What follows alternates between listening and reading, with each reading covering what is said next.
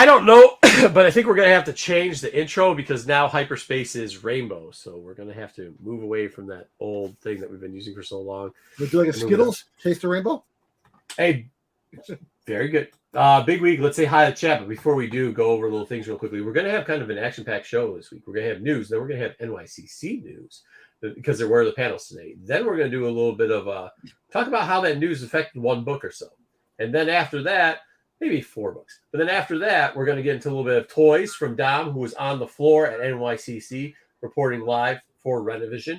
And then after that, we'll get into, the usual comic review and marketplace review and stuff like that. But let's say hi to the chat real quickly. Oh, and maybe we'll have story time by Don because I hear there's some good stories from Dom. So GT Comics made it first.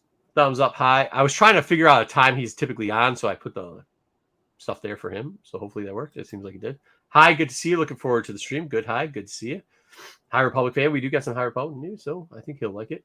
Ruben, High Republic and Comic-Con talk. Going to be a great show. Happy Star Wars Sunday. This is something I was just talking to Dom back there. Is like there is a lot of fans. There's a lot of hype around this High Republic. If you're not hearing it, like it is. And we're going to show you something a little bit later that might help you decide what you want to do with High Republic stuff. There's no place like home. There's no place like home. There's no place like home. Star Wars Sunday with the Dark Side crew. Give them the arms. Give them the beers. Give them the pieces. And then give us the Cad Bane Lego piece. Is that the new one? They're coming out with a new one, right? Is that the newest one? Which one? That Cad Bane? Okay. Isn't it? Yeah, it looks like the newest Lego piece. Yeah, that's pretty sweet. Yeah, In distress, Evening Jets. I don't know if Vader Prime is in distress because, Vader's a little bit distressed lately, but we're going to review a comic. We'll see how much distress he's in. Transformers are doing pretty well. Evening Jets. Hope y'all are having a great show. Catch y'all on the rewind. We'll catch you then. Cheers. Peace. Do we have to review that comic? Can't we just forget about it? I got some autonomy questions maybe about Darth Vader. I think there's some fucked up shit in that. There is. Past it good. There's some real messed up. If you guys stay around for comic review, if you didn't read Dark Droids this week, there's some fucked up themes in that book, dude. It is not for kids. Luke Ross killed the art in that book. I'll say that much. I will say that, dude. Yeah. The meatbag situation is crucial in that. Crucial. Ed, you know the phrase by now. What's the phrase? We do? Oh, he's here for the algorithm. That's right. Joe, what's going on, Joe? Hey, gents. I know a guy in real life kind of looks like that. No comment. I think y'all do too. Mark for Swifties in a lie. The Taylor Swift movie. Did that thing come out? The Taylor Swift movie? I have to watch TAC to figure out how it did. I bet you it's number 1 this week, dude. I bet you it's number 1 this week. Especially this channel. That's why nobody was in the chat for 2 days. It wasn't NYCC. It was y'all are Swifties, bro. Everybody's a Swiftie. Except for Marco. No. Marco's the only one I know that's not a Swiftie. I don't know, bro. I don't know. Marco's just jealous. Marco's just jealous. No. Good luck to whatever that is. But it's never it's like a cult, a weird cult of Karens. And I don't understand it. Astro, good evening, gentlemen. Why you call that poor girl a Karen? I think she's a very talented young lady that she's now in the spotlight in football because she's dating. Can I ask you a question, Donna? Yeah. What's most of her songs about? A song's about breakup or trying to meet somebody. Yeah. Okay, hold on. Breaking up. Is it ever her fault? It could be, or she wants somebody. She always usually drags people through. It's always somebody else's fault. Well, you ever see a Karen go into a store before? It's never her fault. She says something wrong. It's always somebody else's fault. Always, I'm just saying. Let me speak to your manager. That's what she's saying. She's a Karen. No, she's not. She's a Karen. No, it's not about let me. Karens aren't about let me speak to your manager. Karens are. It's never their fault, and they're always entitled. I saw that girl wearing it. I did see one thing. Hold on, Dom. I saw fair enough. I saw a preview of that Taylor Swift thing, and I saw her wearing an outfit that Beyonce wore before. You know what I mean? I'm just saying. All I know is that she skyrocketed to the top with Kanye West friggin' at the Sunday night is Swiftie night now from here on out. Apparently it is. Dave's collectible. Missed you at NYCC, Dom. I was there Thursday. I was there Thursday myself too. I was there Thursday. The only day. We used to have the G Plus chat used to be easy to get a hold of everybody. And then I don't know, man. So many new people nowadays. Last couple of years. So, hey, let me tell you something. you tell Bill Cosby, Sarah, tell Bill Cosby to shut and have a Coke and a smile. Okay? Hey, guys, if you guys don't know, he's doing the Raw thing. It's great. We love Raw. Raw is better. He's probably the best stand-up from Eddie Murphy. Oh, yeah. Hey, guys. Hope all is well. Bigfoot. And the chat is. Goes, Aunt Bunny's coming to get you. Dude, the McDonald's, when he talks about the McDonald's story with the hamburger and the... Well, Scooby-Doo with the shit. I love that. Dude. He goes, that's not a coffee table. That's the shit. You never clean up the shit. Eddie, I get you the motherfucking... All right, yeah, let's not... What are we doing today? I don't know what we're doing. I don't know what we're doing. What's up, fellas? What's up? What are we doing? Yeah. Sup, Daniel? Sup? I know. Dubba the Great. Well, you know what? I have no idea what Dom knows. Dom doesn't I know enough Valiant books. I have enough Valiant books in my collection, so the Nest should sign them all. Dom, you need to get rid of those. Nah. Dude, I just sold a shit ton of them, man. That's why. Like, the one reason I like the Nest, I've told him to his face before, he made me a lot of money with them fucking Valiant books. Listen, I took a big-ass gamble on those things, and I won. Exo Man of War is my favorite character in the Valiant. Oh, I've never read one. Not a fucking book. But I sure shit sold them. I have 2 graded ones, I think, 298s. What are we doing here? Oh, so let's get to news, please. This is Star Wars. We're talking about Valiant. Jesus. All right, we're starting off with the big news right off the top. Starting with the kids show, the one I love. News dropped this week that Kevin Scott is now going to be credited as a new writer on Young Jedi Adventures. And so we're going to be seeing a lot more interlap between the books and everything else in the kids show. So they said that we're going to see Belle and Loden and Maru. We're going to see Starlight. And this is just the first wave of characters that are going to be introduced into the TV show. The new episodes drop November 7th or November 8th. And so I'm excited. I love the show anyways, but now I get to see Belle and I get to see. Are we going to have any Padawan? They had to do something better. Go ahead. Sorry, Don. I'm sorry. Anybody like kill the kids like it's like a Darth Vader type of character, just wipe the kids out? No, it's a kids show. I don't know if it's a kids show. They're introducing the High Republic to a different generation. That's the key. My kids actually asked if Bad Batch is going to be back, so they don't have to watch any more episodes of this nonsense. Literally said that. Let me ask you a question now. Bad show, the bad one, the one that starts with Bad. I was like, Bad Batch. They're like, yeah. Is that going to be on? Because we can't watch any more of this. That's quote from my son. Quote. But I told him there's going to be some cool characters coming up, so hopefully it changes. Well, but I think Kevin, by putting Kevin on here, also they're showing that they want to really get this right. They're doing what introduce. They spent the first half of the season and introducing the main characters, which is totally fine. And now the second half of the first season, they're going to be starting to integrate. The High How long is it before Buryaga shows up? All right, so these characters that they're introducing, would it make the books go up? We'll talk about that later. Okay, we'll see. All right. So, here's the thing with it. I think we had a little bit of pre-talk before this, and it was more civil than we know, believe it or not. We actually talked civil to each other outside of the show. But one of the things that was brought up was, they're not listening to fans. And everything that we've seen, you people in the chat probably have too, is that the High Republic stuff, it moves the needle. It does. It does it when we do titles. It does it when we talk about it. It does it when you talk to fans inside the stores, inside the shops, and on the comic books. And if you just look at reviews all together, the shows, the movie that they're putting out right now, don't really move the needle. They don't. But the High Republic has been doing it. And it seems like now they promised us that they were going to take this a little bit more serious. And because they were creating the canon for themselves, that a lot of the shows were going to be more canon orientated. I mean, what? Look, they're giving us what we want, right? Yeah. They're giving fans what they want. Now, hey, what's up, Sal? And I know, Dom, you want the dark stuff? They'll get to the dark stuff, but not in this show. Right. Again, they're not going to do anything new until they get all the books done. So you're looking at, spring of 25 when all It the is books not are done. a hairless Mexican dog. It's a fire breathing like wolf dog. It's a fire breathing hound, dude. That is not a But it does look like one. Come on, it does. It does. But they're just introducing characters for when they move on to their next phase of content, which is going to be after the books and all of phase 3 is done. Like, that's just what they're doing. I'm going to be honest with you. I actually like what they're doing.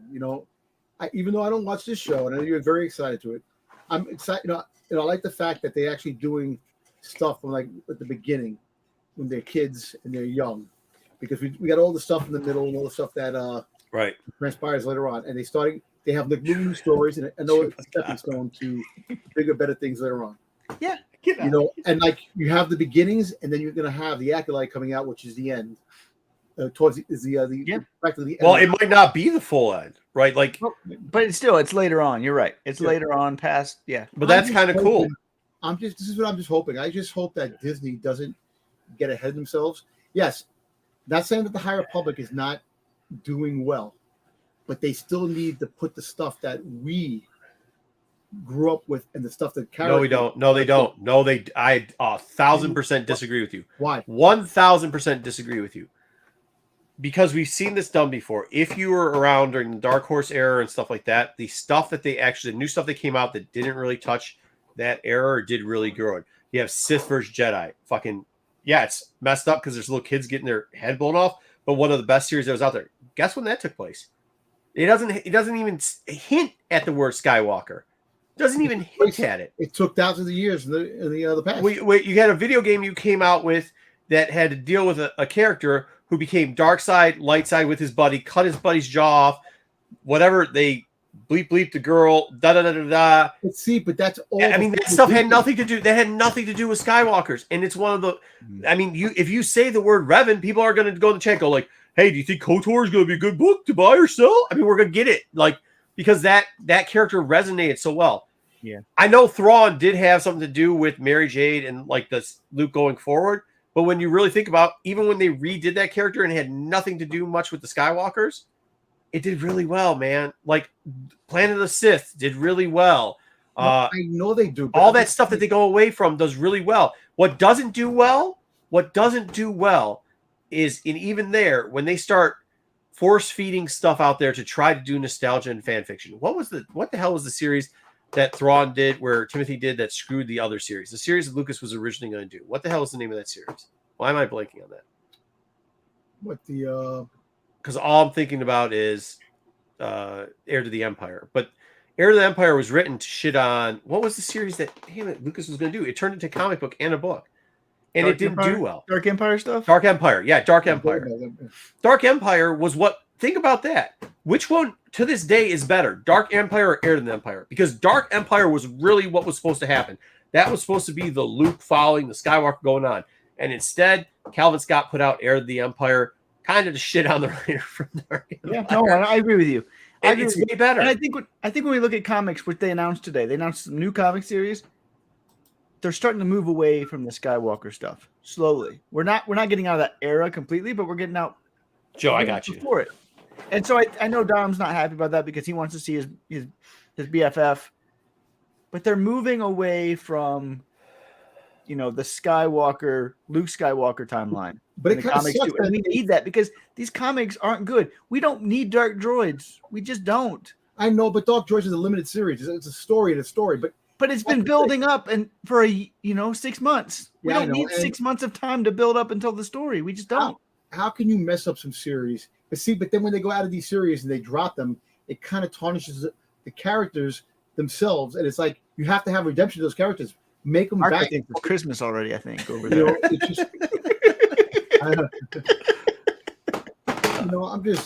It just sucks that the legacy characters are definitely getting shit on. And yeah, but yeah, I know Dark Empire wasn't. I'm saying Zod did air to mess with Dark Empire. He really did. I get that. But why don't we just replay the original characters instead of, because it doesn't seem like anything. Let's just go on from this, but it doesn't seem like they're doing justice to them. I also want to say this is good for Kevin Scott. Kevin Scott's coming on for TV stuff. That is great. I'm happy for Kevin. Yeah, I hope it works well. I hope it works well. I hope they do more of this in the future. This is a good start color will I use? to bringing on High Republic writers onto TV shows. That's great. Happy. All right. All right, so this is one of the articles that JJ talked about. There's a couple that he posted. I just picked one of them that I thought was really good. And he talked about how the fact that the problem with the Mandoverse is the fact that there isn't enough writers in the room. It's two people creating all these stories, and that's never the way Star Wars has been done, and that's never the way Star Wars goes and works well. And what was so interesting about this, I saw Jason Fry, who I like a lot from Star Wars. He's done a lot of the kids books, adult books, Rebels books. But he also wrote that Luke book early on that was over in the UK, and then they put into the comic series over here. Yeah. Jason Fry came out and he said, I 100% agree with this. This is exactly what is wrong with Mandoverse. I love Star Wars. He absolutely loves Star Wars. And he said, this article sums up my thoughts on how these shows aren't hitting right. And why do you guys give all these people credits? I've been ranting about this for over a year at this point. No credit whatsoever. None. All of a sudden, somebody types up 5 fucking words, and it's, yeah, okay. Like, no, this is, I mean, to take it back to, see, I got rid of the blue calming fucking thing, and now it revs up. But, like, that's exactly it. Like, we talked about this, too. The first 3 original movies, Lucas really didn't write much of them, and that's kind of what helped. There was three different visions. And I think, like, as much as people criticize what happened with the last trilogy, do remember that pretty much was the overview of one person. It was J.J. Abrams had put his hands in all 3 of those. He handicapped the second movie. He took over the third movie and just threw that one away. And we saw how that turned out. And there's another article that came out with this too and said, like, Dave, like, all the nostalgia stuff they're giving you, like, that's great, but that's a small part. Like, we all love it. Every Star Wars fan loves nostalgia, but they're focusing on that little nostalgia part to feed everybody. Where Star Wars has always been the basis of coming out with great storylines, new storylines, character development. Dave's famous for it. Dave's best stuff wasn't the rehash of, the Resistance with whatever fucking show that show was. His best stuff was Clone Wars, Rebels. By the way, I mean, to be honest, this Clone Wars stuff that didn't really have to do with the stuff that showed up in the movies. We're talking like the Mandalorian shit, all that Mandalorian stuff. I'm talking like the moon when they had the Death Watch, all that stuff was great shit. When you got to see the actual outsets of like the Jedi that weren't part of the movies, we're talking about who's that one, the one frog looking dude that was a bad Jedi that was sacrificing all the clones. That's one of the best episodes. You had got Hondo out of this, which is one of the great characters that people are screaming for. And we don't develop those. We can't develop those characters. No. But you know what I mean? We can't come up with good Rebels stories. had a writer's room too. It wasn't just Dave writing all Rebels. There was a team of people that were writing Rebels. Clone Wars had a big writing room, right? Including Lucas at times. And I think that Filoni needs that. Because Filoni has some really good ideas, but he also needs somebody to come along and say, this one is not a good idea. Yeah, not a good idea. Because George loves everything, apparently. Anything Dave says, hey, George, I know you did this. And George's like, yeah, love that idea, Dave. Love that. Love that idea. You know what, Marco? Look, I'm going to be honest. The whole fact is that they're trying these new things, and Dave has his idea on doing stuff, but it still can't get away from the fact that the main focus of this timeline is Han, Luke, Leia, the droids. It isn't Han and Leia. This has got shit all to do with Han and Leia. I'm just saying, like Luke is the founder of he's building the school for the which we already have learned lasts about 2 fucking years, and then he destroys it. So like, this area right here is a gap period where we could actually not have him not focus on that. Even if the Luke situation is going on, we don't need to focus on that. Rebels didn't focus on Luke because Luke wasn't trained yet. He didn't know anything yet. Luke showed up in one episode. No, he didn't. 2? Leia did. Leia did. Oh, Leia did. But I think Luke did too. Luke was in the background of one because he said, didn't he? No, at the end, Luke. At the end. I mean, he's like a little kid running, but but the fact is that he didn't know he was a Jedi until he was 18. Ezra trained. Who cares? But the thing is that. But what I'm saying is, like, they weren't there. They weren't there. I know they weren't. They weren't there. It didn't focus around that. Yeah. It focused around a whole different storyline and built up great characters. Who, by the way, we were really excited to see on screen. Hera was excellent to see on screen. Zeb, excellent to see on screen. Ezra, excellent to see on screen. Sabine, excellent to see on screen. And Yeah, there was just nothing behind them. And why it was so good was because they did write touching articles. If you didn't like the stealing of Jedi babies, to Kanan sacrificing himself, to like even when Hera and Kanan got together, how they got together, then they actually have that romantic relationship. I mean, all that development when you've got Callus actually betraying the Empire and was being the secret thing, like those were, you didn't see that coming. And then Thrawn showing up was like, I mean, it was all, I mean, but I mean, and let's be clear. Ahsoka had some really good episodes. Marco gave one of the episodes a 10. Yes. There was really good some stories. It just didn't tell a whole story very well. Yeah, there just wasn't. That's where you need writers for. Yeah, because I think Dave is really good at like telling one little story often. Like he did some really good stories. It just didn't tell the story as a whole. But I think too, like he does have a pacing problem. Like when you saw, I mean, the one problem about Clone Wars was it was like individual quick stories where he had to get it done in 1 or 2 episodes, right? So that kind of put him on a timeline. Here, when you got him on the 8-episode arc, it seems like he gets lost in it. And I think a writer room would help him get back on track. Now, look, all kidding aside, now that Thrawn is back in the regular galaxy, how can you not have Luke in the regular galaxy? What? How can you not focus on Luke teaming up with Ezra now? I think Luke is going to come in. I don't want Luke to come in. Hold on. Because where the fuck, Luke, why the fuck would Luke be on Dathomir? No, one person. No, Luke is in the galaxy. If Thrawn becomes Thrawn is going to be. Well, isn't he supposed to? Dom, it's very easy. He's not the only. Like, this is the problem with people in general. They think they're the only fucking people in the world and in the fucking galaxy. Luke isn't the only. It's a fucking galaxy, as you said. You could go, dude. You could go a whole lifetime without meeting somebody, and that's just in the U.S. Yeah, but Luke's going to come in. I think you're right, Dom. I don't want it to happen. I don't want it to happen, but you could do it. Like I'm saying, you can. I know, he said, "How could you do it?" If Thrawn's going to be a threat to the New Republic, Leia's going to reach out to Luke. Because why wouldn't Leia reach out to Luke when Leia's second in command? Like, because you'd have to have what's her name? I know. I'm just saying. Reach out to Luke. Somehow it's going to happen. We can move on, but somehow let's move on. But we shouldn't. Yeah, it shouldn't happen. Yeah. Star Wars producer Howard, I don't know how to pronounce his name. He did a bunch of the stuff for Empire and other early Star Wars movie. He just decimated Rian Johnson and J.J. Abrams this week and the whole Disney sequel trilogy, and said that's the main thing is they just did not understand Star Wars. They don't understand the story. They don't understand what it's about. It was a really good critique of just that whole trilogy. I know, we have a few people in chat that absolutely loved it. But it was a mess. It was a mess. And again, it was another part with the writer room. There wasn't enough people in there. If you want a good person who loves and knows Star Wars and has been working on Star Wars critique it, I would really strongly recommend you looking at this article. And I mean, listen, you got to take it with a grain of salt because this is always old player versus young player, and I understand that.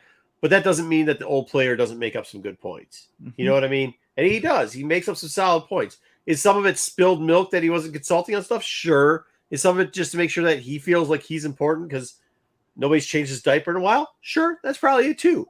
But that doesn't take away from that he does have some very good points in there, and a lot of them are from the experience that he's had before. I mean, I didn't see him saying the same shit. There's some shit that he says in here that if you go to the prequels, you could say the exact same shit about some that he said in here about the prequels, and he chose not to do that. So, like, let's remember that. Let's remember when Lucas was doing it, he didn't have these type of comments. So, sure. But you know what's funny? The crazy thing is when you think about this, like, what's up, Black Spiders? That Rian Johnson, when he did it, Mark Hamill told him that's not what Luke is supposed to do. And I don't know, like I was telling him about Disney can override any type of a thing. If a director, like, that's why they fired so many directors, because the directors Hold on. What? First off, I don't think the guy who didn't know what he was doing and had to be directed by Han Solo how to play a character. Well, Luke's journey, that wasn't Luke. If you really think about it, that was not Luke. I agree with you, Don. But I think it was a complete just misdirection on what they wanted to do with those 3 movies. And plus it's gotta be hard. Like, they put a character.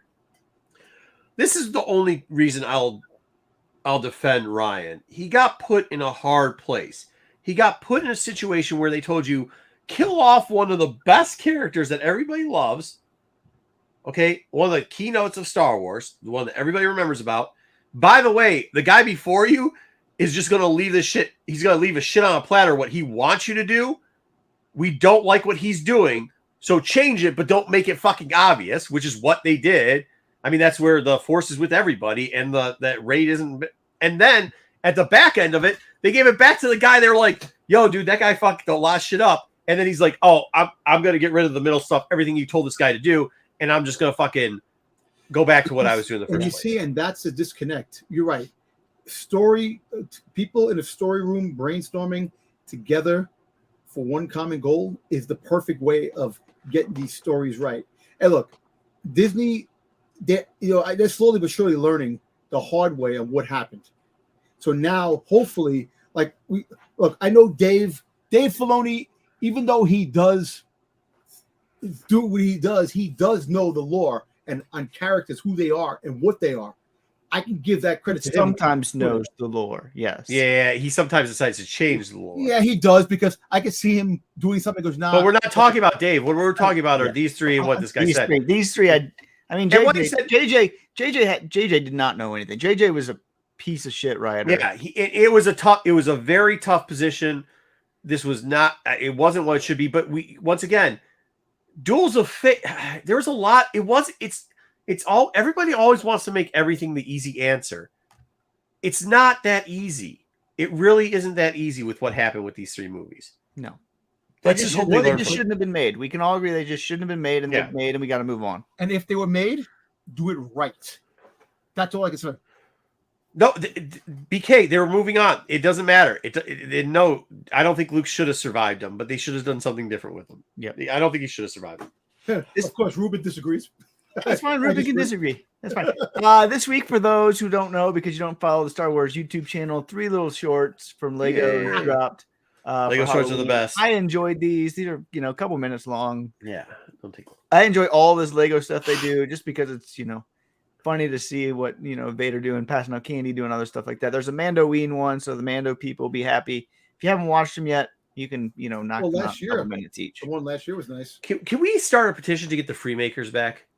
Yeah, now that we could do all this shit and just not make it canon, can we just get the Freemakers back? I would love to. The Freemakers was some of the best and funniest shit ever. Yep. It was so funny, man. Well, I like last year's the horror. Last year, the haunted. Was it the haunted? That was a couple years ago. Last year was the beach one. Okay. Yeah, last year was beach. Yeah. What's the one 2 years ago was the Poe. The Poe and the Halloween one. Yeah. What was that one? The Night to Red. When they it was Poe, where they went to Vader's castle. Yeah, that was 2 years ago. And that was the first appearance of Ren, that from the comics. Oh, yeah. In Lego. Yeah. Yeah, I guess you care about that. I do. It was just good. It was just a funny story. What does that even mean? Wow.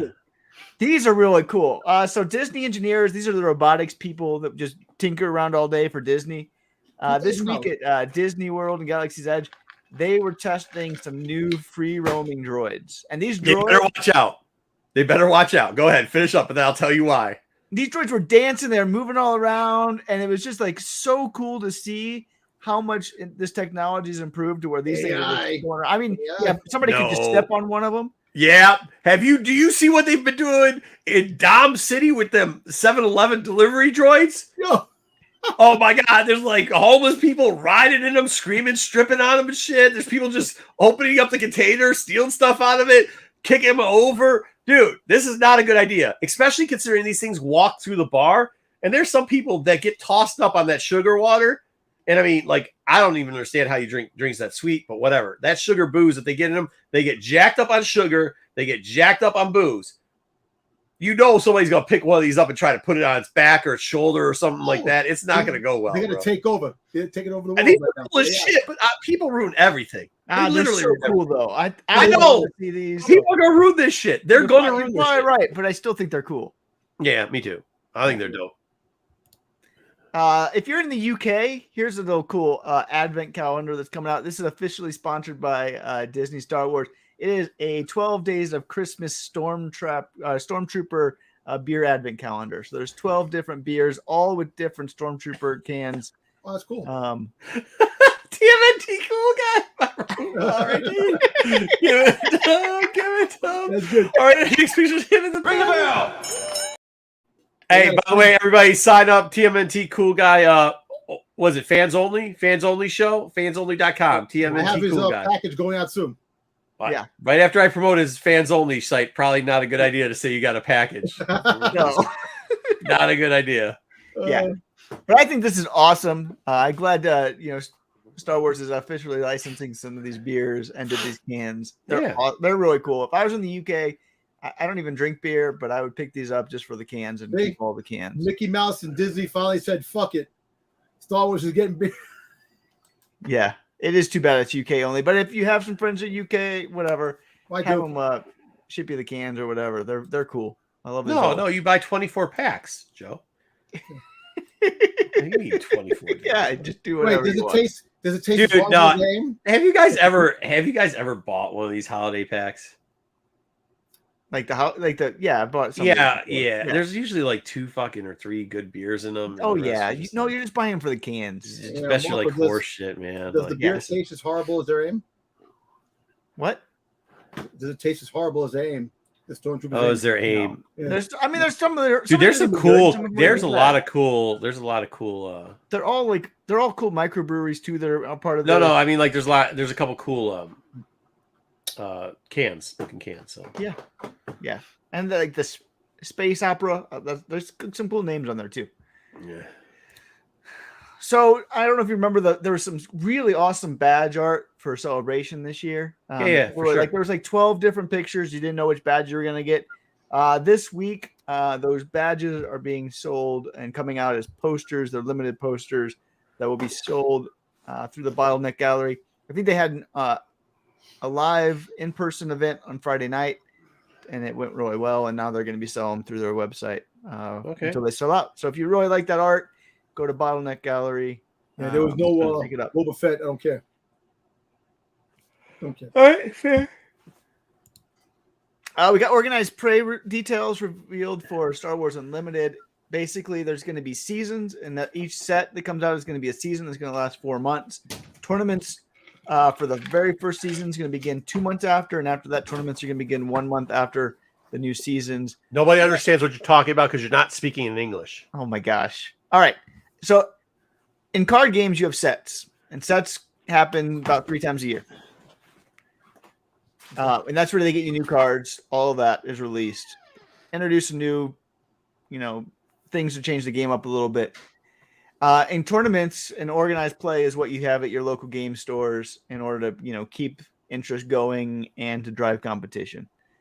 And so basically they said there's going to be a new set that comes out every 4 months, and that's going to be a season. And they detailed all the different prizes, all the different cool art stuff that's going to be happening. From the local game stores to the much larger worlds and Gen Cons and stuff like that. So if you're big into organized play, it is all out there as of now. So that's kind of cool. I'm all in, except my local game store is not going to be carrying it. So I got to figure out, I got to go to downtown to play this game because my local game store here isn't going to carry this game, at least not at the start. Why? What? Why? Why? Because it's not Magic and it's not Pokemon. That's how most game stores carry like 3 games, and they're only the big games because those are the ones that make the money, and anything else until they prove themselves don't. I mean, yeah, it's gonna be a lot like Lorcana, but that game store doesn't carry Lorcana either. And Lorcana sells off the shop, but it's not one of the big 3. So that's just the way it works. For Jedi, even though he's not here, we have a Star Wars Visions Season 1 manga that has been announced as coming on May 7th. There's the cover art. It is in English, so Jedi can pick it up and not, Wait, so where's Ronan? How come Ronan's on Season 1? It's going to be all the stories. It's just not on the cover. Well, he's the best part of this damn thing. Man, they know how to really mess with Dreamwalk, man. I swear to God. Why can't you just pick it up and read it instead of being all worried about he's not on the cover? Yeah, bro, because you're the one that screamed about having a fucking Kenobi things. That shit's not selling. It's sitting on people's shelves. What Kenobi? So The Kenobi, Mandalorian season 2, Kenobi, all those fucking shits. Yo, You can't go into, dude. People are stopping ordering them. Actually, it's going to cause a fake rare, or it's going to cause a real rarity issue because people got so much of that shit they can't even fucking sell. I actually seen a couple of covers for the Return of Fett. There's some nice covers coming out finally, which I'm looking forward to. But anyway, this is fine. Don't worry about the comic market. Does not revolve around one dude named Dom in New York that's got a bunch of pop. Manga. Why do you care about the cover? Just read the manga. Come on. Read it.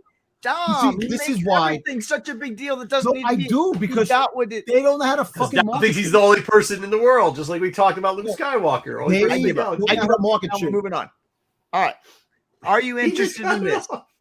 Timothy Zahn has pitched a novel to Star Wars, or is in the process of it. Hasn't heard back yet. It's a Chiss book without Thrawn.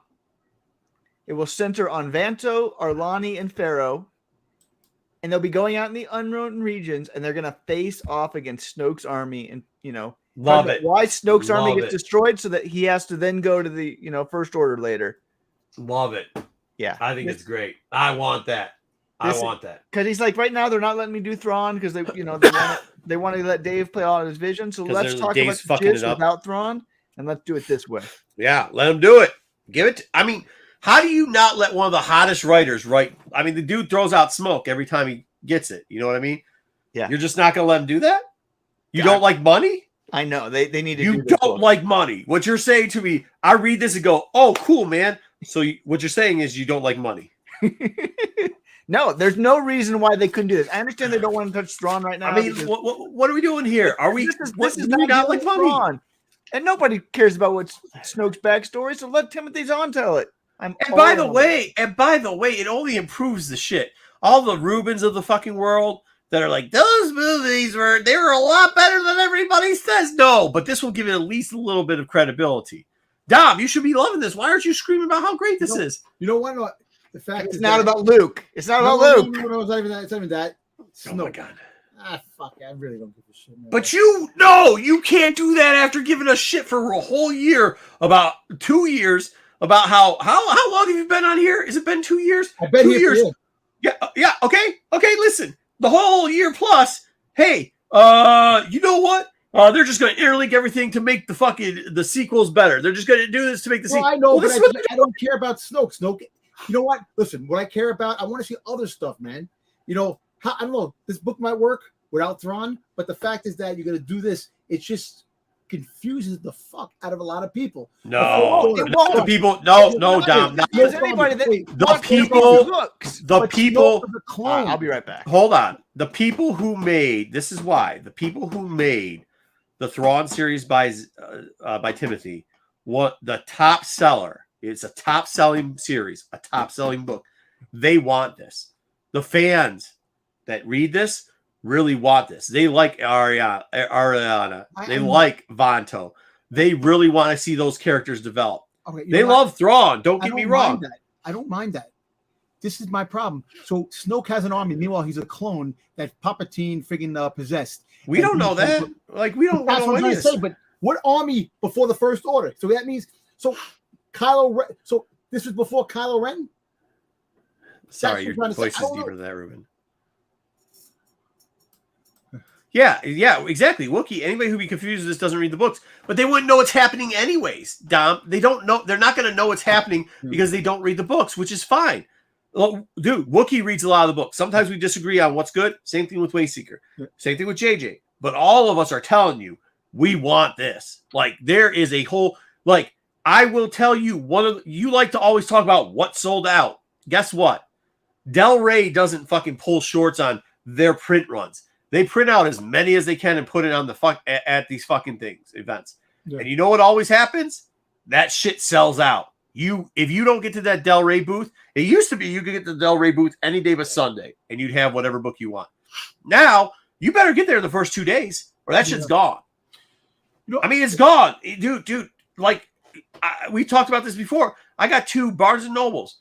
If you're not in there the first day grabbing those books, they sell out of Star Wars books now. That Star Wars books reading through Del Rey is completely opposite of the comics. It is a blessing. it is really a blessing, except for when Ireland writes something, it's dog trash shit. But like besides that, we're going to be reviewing the Kira book. I have the first part I've read of the Kira book so far. Tom, you got to read it.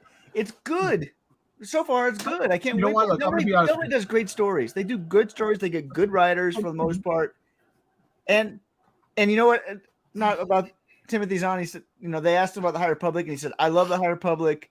I don't want to write any stories in the High Republic." He should be in the High Republic. I don't want him going to the High Republic. He said no, but he said if I could write about anything else, he wants to write about the Jedi Sith War. He's like, I have stories that I would love to tell about the Jedi Sith War. Ooh. Wouldn't that be fun? I'll be with kids' hands blown off and shit. Oh, yeah, dude, I like it. This does interest me. I am interested because I like the characters that are actually the newer characters that they have to put spotlights on. That wait, zombie stuff. What? I'm one. No, keep going. Keep talking. Don't look at the chat. What is wrong with you? No, Go. I'm just saying the fact. First time on a show. No, I actually do like this idea, but I'm just more like the whole Snoke thing. If they give Snoke a good backstory, a really good backstory, then you sold me. Because I really want to see how they're gonna do the Snoke thing, knowing that he was a clone that the Emperor on Exegol. I don't know. No, I mean, if anybody's gonna tell the story, it's gonna be Thrawn. I mean, it's on. He'd be great. All right, so we got a NYCC convention that you can buy also on Dark Horse Direct. This is the final one of these. There was 4 of Hyperspace Story Annual with Jackson. I love this cover. I picked one up. It's an Atari cover. You'd be surprised at what I sent you and you don't know you got, bro. But I definitely didn't send you a 6 of this. Hey, this show doesn't work by you just asking for shit and thinking we're Santa Claus and giving you shit. Thank you. That ain't it. Yeah, never gonna happen. That ain't it. When you gonna send me stuff? Like he's getting that. What's up, Zach? Week. Mark. Come on now. But no, and like my mailing to free stuff that's about like the last thing I'm gonna do. That's why when I see Pete once a year, I just hand him a bunch of shit and go give this shit away. Dom's just got too much stuff. He's got to get rid of some stuff. Like, well, you know what? I have stuff, and I like to have people that will be happy with the stuff. That's great. That's what I want. I buy stuff that I want personally, so I don't want to Dom's not getting attacked either. TMNT. This is what you're doing now, Dom. You're buying off people with your free toys. No, I'm not. This man. is what you're doing. Listen, I'm making people happy. I am giving gifts to the Star Wars community that they love. Hey, that's fine. That's fine. Hey, that'd be funny. Start going back to the news. Please. I think this is the last one. I don't remember. But I really enjoy this cover. I think this is. I really like Joel Jones in the first place, and this is a fun cover. So I picked this one. Yeah, you know why? Because does this not remind you of some of the old Star Wars computer games? Atari game. It's an Atari game cover. I like that. I think it's cool. All right, I was asking. Wayseeker, I was asking you the question. Available now, right? Let's get it. It doesn't reply. It reminds me of old computer games for sure. Yeah. Yep. So that's great, and that is the week in Star Wars. That was pretty quick. Outside of NYCC. Thank you. Don't, guys, don't do it. Come on, man. Don't troll them, please. All right, we're jumping right into NYCC. All right, NYCC it is. All right, so today they had the Lucasfilm Publishing Panel, which is everything to do with novels and comics and book, encyclopedias and all that stuff. This is really their big push outside of Celebration or D23, where they really do highlight what's coming for the next 6 months. So I always really enjoy the NYCC panel. The SDCC, they don't do anything for that one. They don't really care. It's all about New York Comic Con for them. One thing they started off with this week, what we'll be releasing on Wednesday with the comics is Star Wars Tales from the Death Star. I'm saying Dom, put the fucking thing up for it. Yeah, I didn't do these stupid pages. I saw a panel of this. I'm like this. Dom's getting zombies. There's some like Sith artifact that this guy finds down in the bottom left-hand corner with like a creepy face and odd nose, whatever. He has this ring, the Sith ring, it looks like to me, and somehow it reanimates dead corpses. So maybe that's what's in the corpses from Ahsoka. Who knows? It's not, but would make more sense than what we got. And so it's going to be all about Star Wars zombies in one of these stories. So there we go. Yeah, I think he means can't be exchanged. If Marco doesn't review this next week, I'll probably end up reviewing it because I don't think Marco wants to buy it. No, I don't want to waste my money on this shit. I read a couple of these pages. It's not good. I already bought it, so it's coming. But these are just fun, stupid stories that Kevin writes, and so I'm all in. Yeah, all right. Wall and Ventress are coming back. So we got that one. We got some covers. How much is that book? Isn't it like $15? 25. Oh, get the fuck out of here. That's why I stories. don't like it. That's bullshit, man. 3 stories. Bullshit. It's not worth it, dude. It's not fucking worth it. I get it's not worth it, but I still buy it. Make it an annual for $7.99. Call it a fucking day. How many covers? Is 2 covers or 1 cover? No, it's just a hardcover. It's just a hardcover. Well, there's rumors that there's 2 covers, but they've only shown us 1. Yeah. Okay. All right. Yeah. Whatever. Don't worry. Kill the comic segment that I have later on. Don't worry about it, fucking guys. Step all over that shit. Good stuff. All right, go ahead. Keep going. What are you talking about? This is stuff that came out today. Okay. No, we got some covers that were revealed today. We got High Republic Adventures 3 cover.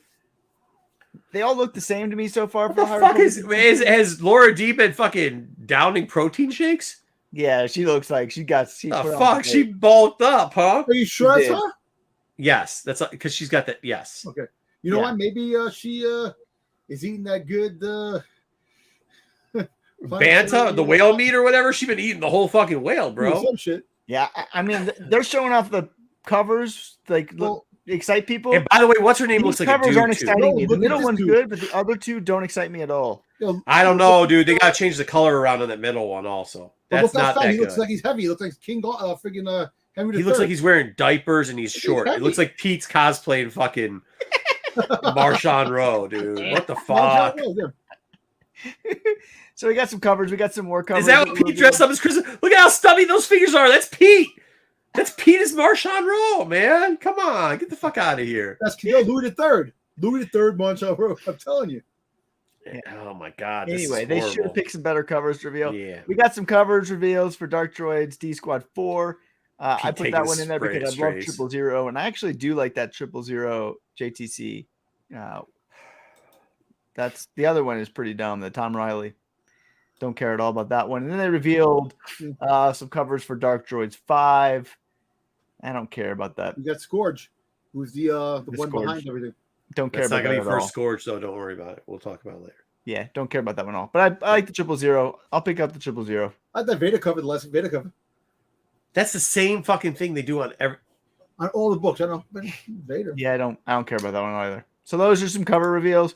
We got some new comic series announced. Again, this I think is showing against Dom's wishes. They're moving away from the original trilogy timeline a little bit here. We're getting a Mace Windu story. This is going to be set. A young Mace Windu, right? Younger Mace Windu. Yep, story. I don't know this writer, Mark Bernardin. I'm all for getting new writers in the comic room, so I'm excited about that. We got a Django story coming out in March. It's a comic series. These are minis, so I'm guessing they're 4 issues, 5 issues, somewhere in there. Which is cool. I love minis. Let's go. Let's go. I'm all 4 minis. I agree. I think that's how Star Wars should be. I know. As part of this, as you see, this is Ethan Sachs is going to be writing that. The news today came out that Bounty Hunters is ending. Thanks. Oh, thank God. Be to God. Thank God. After you ruined the Bounty Hunters, I'll be honest with you. I don't know what shit show had it be. You freaking dummied freaking Dernge.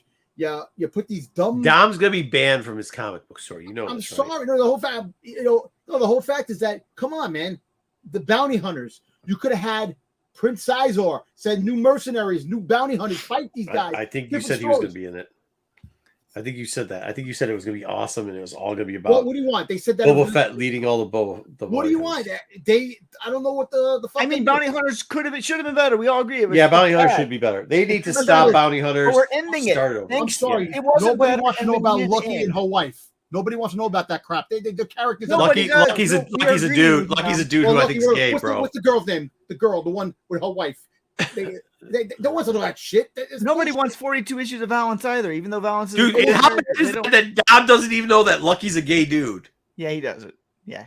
Yeah, I mean, no, but I'm saying no. That's not. I'm not. It's not knocking Dom. I'm saying like that's how big of a mess that fucking story was, and the art was too. I mean, like, I just really wish they would have concentrated on really cool stories. You could have had a great story where you had an Imperial officer that was going to get frigging taken out. He hired some cool bounty hunters to try to find the person, and it was Fennec Shan. But then they said they can't use Fennec Shan because Fennec Shan, Disney has plans. What is Disney doing?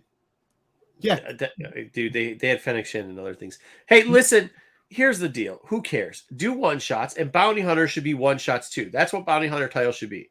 It should be one shots. or 4-piece minis. You just call it Bounty Hunters. You do one on Django. You do one on Boba Fett. You tell a backstory, kind of like they did in Clone Wars. You do one on all the other ones. If you want to add the new ones in, you add new characters in. Be a great thing. That could be a background story as a part of the group that fought with Boba Fett. It could be just somebody you draw. You do a cameo with them in there, and then later on they get a story. Yep. Think about this. Think about how many characters in Star Wars have worked out from cameos. Yeah. No, I agree. Dom's favorite character is a fucking cameo, dude. He's a cameo. He is. I mean, that's how Boba came. I mean, like, that's what it is. You're right. You're right. Well, listen. Yeah, Jerome's back. Jerome, we've given you a bunch of. You haven't made boo-hoo when we show all the Hondo covers, but you could have had a freaking pirate. You could have had a Hondo. No, you could do Scum and Villainy or whatever. Yeah, you could have had freaking Lumpop. She could have been part of the Bounty Hunters. Like I said, do minis on it. That's what they should be doing. Hopefully, they didn't do that. Dom, they didn't do that, and they ended it. That's the right decision. We don't want it. Maybe they'll come back. And they're slowly. No, this is what our new hope is. Our hope is these stories that do not take place in the Skywalker timeline. These right here, these stories are good because could you imagine having minis just like they used to do it? I don't know. Everybody loves Dark Horse. Guess what? Remember the Dark Horse mini that they did with Jango Fett? That was fucking good. Remember the Mace thing that they did with that? Well, he didn't have a mini, but you know my point. Open season was good. There's good Jango stories. Yeah, but it wasn't just him. They did it with a lot of them. They did it with the face changing one and stuff like that. They did it with Bounty Hunter series before. Like they could have had, what the hell is Zem Weasley? Weasel, whatever his name, whatever its name was, because I think it was a female or whatever. It's a shapeshifter. Whatever the shapeshifter. I don't even know. Zem Weasel was the one with Jango Fett in the Attack of the Clones. But the Dark Horse did a mini on her. And it was great, and so was this one, and so was the Era Singh storyline. But look at this era. Let's just talk about what God. We're going before. Look what else they announced today. Hyperspace Stories. We're going before. We're going Qui-Gon, Obi-Wan. We're moving away from the series of where the comics are. Finally, spring we're gonna get a Qui-Gon story. It's gonna be George Mann writing it. I'm not looking forward to it, but it's something different. It's Dark Horse. Holy shit! That's whatever. I don't know what George Mann's going to do with Qui-Gon. Qui-Gon's going to be King Arthur. Seriously, I want to know who the fuck George Mann blew. Because, whoever he does, Dom needs to go blow that person too. Because if he did, then Dom's stories would be getting here. I think we'd all enjoy Dom's comic stories. Because George Mann's shit in Star Wars is some of the most... If it was George Mann versus Ireland, I don't know. I'm not jumping on either grenade, dude. You know what I'm saying? Just not doing it. So... Dom, figure out who the heck they're just blowing on. Go find that person, and then you can tell your stories of Dirge and everybody else. Because this guy, I'm all for labor, but this guy needs to find a different job. He needs to find a different job because for Star Wars ain't for him. A wasted opportunity of really cool stories with really cool characters that you could have had. These are good characters, Dom. What's wrong with it? I mean, I don't want George Mann to write it, but I'm all for Qui-Gon stories. Yeah, if you're going to get kicked out of the LCS for just blaspheming a bunch of stuff. I didn't get kicked out. Why don't you next time you blaspheme that guy and say, why do you hire George Mann? I can write better than him.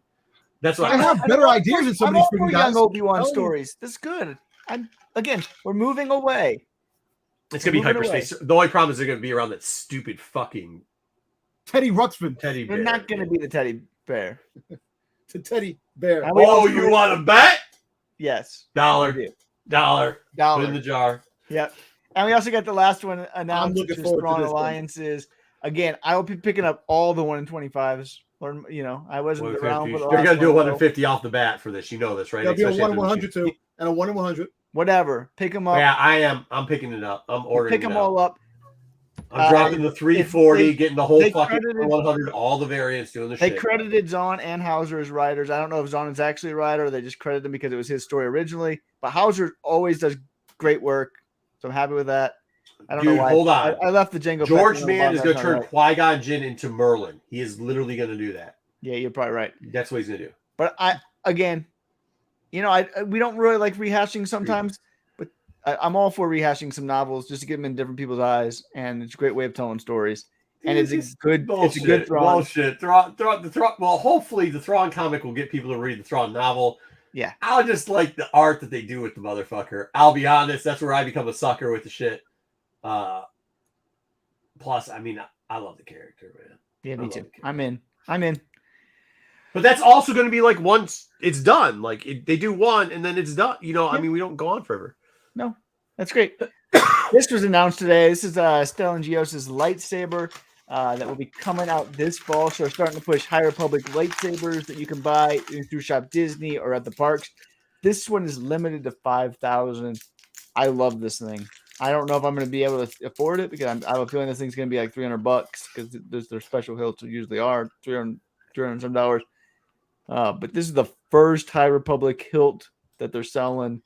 And Stellan has a really cool lightsaber. So I think they picked the right one to start with. So you know what, Jerome? This is what I'll say because now I just besmudged the guy by the name of George Mann. If you want to pick up a certain type of genre writer, I think Jerome has the right idea here. Why the fuck are we picking up somebody who's doing Excalibur writing like George Mann? Because there's laser swords? Why don't we pick up somebody who does, I don't know, fucking pirate writing?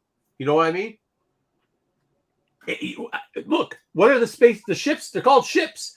You have a lot of terms that are similar out there in space to Jesus Christ, my brain's fried. I was gonna say Navy, but it's not Navy. You know what I'm talking about. Nautical terms that they use in space also. There's a very similarity. Why wouldn't we have people who write pirate fantasy? There's got to be a fucking genre, bro. Right? Well, there's got to be a pirate fantasy You can have genre. a Hondo story with the friggin' dude, the dude that was in Mando that looked at the swamp thing. What's his face? The pirate king, the pirate, the one that friggin' went down in the ship when he died. That they're gonna use the other pirates in the skeleton crew. They're gonna be the bad guys to the kids. Yeah, Isn't that a giant I don't want any of that. What are you talking about? He's talking about the pirates from Mando. But Paris of Season Mando, 3. you can have that the dude, swamp, the one that the looks like the swampy, swamp thing, crazy guy that dies. the I one don't that want died to went do down the that ship. guy again. You could use him as That's absolutely nothing what me and Jerome are talking about, and that's absolutely I'm like. just saying, you can make stories with Anyway, this lightsaber is awesome. Thank you, Wayseeker. Can we go back to it? Because Thank it's you, what we're talking about. Wayseeker. I am so glad they're doing some High Republic lightsabers. I don't know. How much is this fucker going to be, though? I think it's going to be over 300. Yeah. And if So they the- come with the cool the box, hilt- it might be Does 500. the hilt open Like, up? what? Does it open up? Does it come up? No, it's already like that. It's But already then like the lights shoot out. They got two. It's got two rods that go to the left and to the right, and then a main rod that.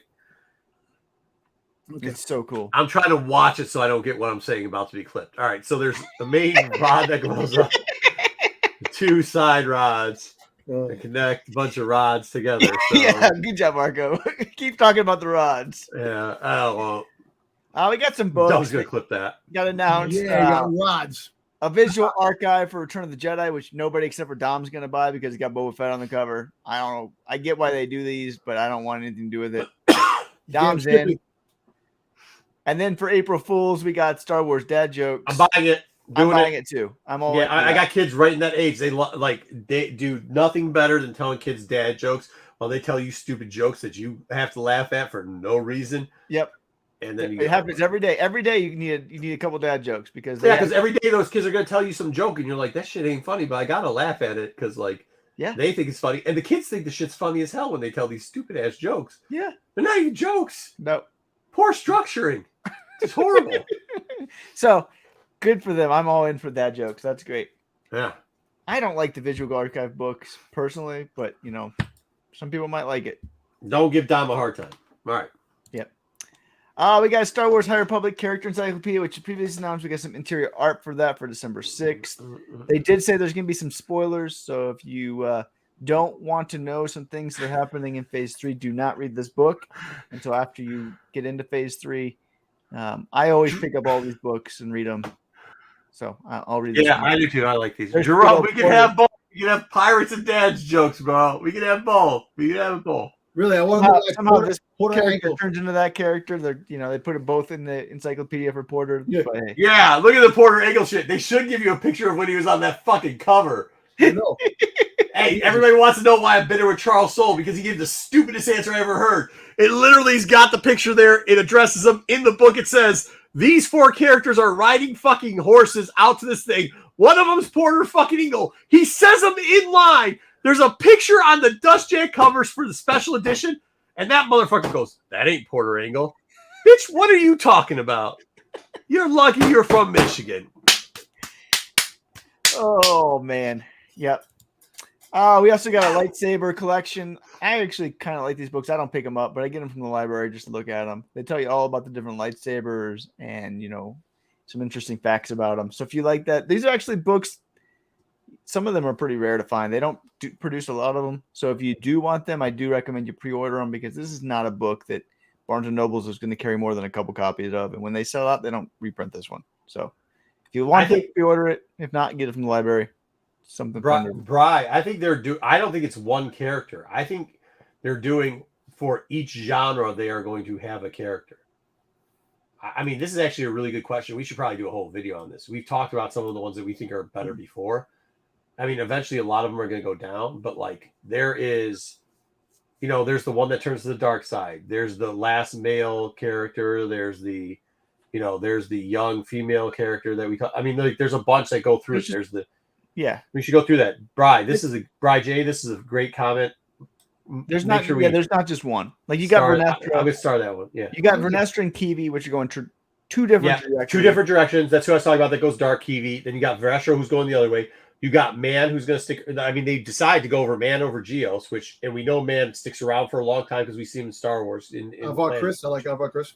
I think she's dying. I think they're going to kill her off. Yeah, I think you're also gonna have Bell. They got to die, huh? Yeah. Bell and Braga are a different trajectory because you have to have. Yeah, you're going to have the Bell situation. You're going to have the Braga situation. I hope she goes to the dark side, and she winds up. I hope she goes to the dark side and she gets killed, like she. But I want her. I think she's. I like her character from the beginning, so I don't care. I want to see her become the dark side. She'll be much more badass. That's the news that we got out of. Well, thank you for wasting that. But speaking of High Republic, last week we did a hot or cold on High Republic. We talked about this book real quickly, High Republic Adventures #2, and then as Wayseeker brought up, there's conversations of Bell. We mentioned quickly that this was the first Bell, and there's a couple other books you might want to pick up because this isn't just the first Bell. It's got a bunch of first appearance characters on it. Kind of going back to Bri J's little comment there. Well, this book started to have a lot of heat. The regular cover, which is this is the A cover, went from a $5 to $14 pre-news of Bell in there to $20 to $30. This is raw prices, mind you. It actually sold, a half a dozen copies, which for a kid show, that's impressive. For a kid show, that's pretty good. Like, that's what we're saying when we're saying the High Republic news is moving the needle. Like, just for a kid's show. We saw the picture of Bell and his hound, and, like, that is 100% why this book moved, was because of that. The next one, we talked about this when we talked about the other ID exclusive and said we really did like this book.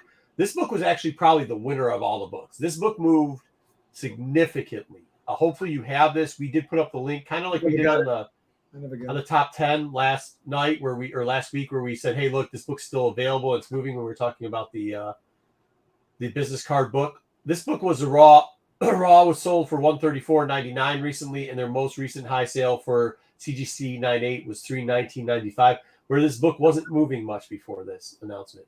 And this had multiple copies on it sold. It's probably the second most moving copies next to the A cover. Unfortunately, people are asking way too much money for the B cover right now. So these back numbers here aren't sticking anymore because you can't get the books for that. I mean, it's not happening. This cover, this is exclusive. It pre the news was $82. Post news sold for $75 in the CGC 98. The black and white did sell for $169, which is also kind of a low for the book. The exclusives, for some reason, and this has Bell on the cover, are not moving well. They just aren't. There's a lot of high prices asked for it, but even the low price books aren't really moving. And then there was another exclusive, this one too. It was $82 before in the 98. Post, it was $100. So, I mean, hey, look, a $20 off. At least it's got some move. And this has got Bell just on it completely with the char hound, which you guys call the Mexican skinless dog. It is not. It's a char hound. Okay. But all the books pretty much had, well, this one, but I don't know, man. But, I think here's the problem with the exclusives too. Exclusives are a lot of times are bought by people who want to flip things. Yeah. And so and there's a lot of them that are going to be for sale because a lot of people just bought them because they thought they were going to make money on them, and now they're sitting on them. So any news that comes, they're just going to sell them whatever they can get for them. Yeah, but I mean, like, this is very good news that, like, I mean, the volume of this book that's moving in A, obviously B cover people, they kind of priced it up. At this point, it's a little bit too high for what it was just for a comic. But, like, to see to see announcement that a writer, Kevin Scott, who writes some of these books, and then you see that the character who a lot of people do like is actually in a cartoon is actually moving. That's kind of rare for Star Wars. That hasn't happened. We're going to get into the market report, which had some Ahsoka and Thrawn books on it, and we'll see what happened with those. But the High Republic, Dom, as we were saying earlier, it actually moves books. Like it's what people are excited about. I think a lot of people forgot about it. We will be covering High Republic stuff just going into phase 3. We're going to go over a lot of stuff here. Each week you're going to hear us, and our titles are going to have High Republic stuff. That Bride J comment that he was talking about, we're going to talk more about that type of stuff too, to get you all caught up, because there are definitely, last week we named 10 books, and we named probably about 5 of them we thought was sleepers. One of them we called a sleeper. We didn't have inside track on this, but like just the announcement that one of the 4 characters in that book hit, and I don't even think it's the biggest characters coming out of there yet to hit. You know what I mean? And just hitting in a cartoon had a little bit of movement on this. So like when we talk about the market being bad in certain areas and decent in other ones, like this is one where the market wasn't so bad. I mean, if you see the right things, the right writing on the wall with Star Wars, it's going to do okay for you. So I just wanted to give you guys an update on that one. You got to be patient. You can't pull it down. Like Don wants everything right now. They're playing the long game with the High Republic, which gives you plenty of opportunities to buy. It's 2023. Which is the great thing. This book came out in 2021, and it sat there for a while, bro. Like, it definitely started to take a big. I mean, this book was selling for $4.99 regularly $4.99, which is cheaper than cover price. It's cheaper than the cover price, and now it's a $20. I mean, literally, it's a $20 book on average. So you know what I mean? Like, that's good for it, man. It High Republic. Like I said, I didn't want to hijack all NYCC and all that, but like the High Republic is hitting. We're big fans of it. I know a lot of the chat is big fans of it, and we're going to keep giving you more of it. So there you go. Oh, there you go. Okay, cool. Brian, we'll get into it. Oh, we're going into, so that's going to lead us into this week's comics. Oh, fucking this week's comics. I'll be honest with you. The 50, the 1 in 50, I'm not going to say his name. Azar, that's how I'm going to say it. Azara, is that close, Wayseeker? Don't know. Cool, thank you. I thought that was pretty fly. I hope that Jedi got a copy of this book. Probably the best cover of the week. The 1 in the 100. The Scourged. What? That's not that good. Did you see that? Did you get that one? I like the Lashley one. The Lashley? I just don't like the Lashley, and Lashley's doing. I don't like. I'll be honest with you. It's repetitive. All the books in the Dark Droid there's a Lashley cover and there's a U cover, and they all look similar, and so does the Scourged cover. It's getting to be just like the Christopher action figures, just boring.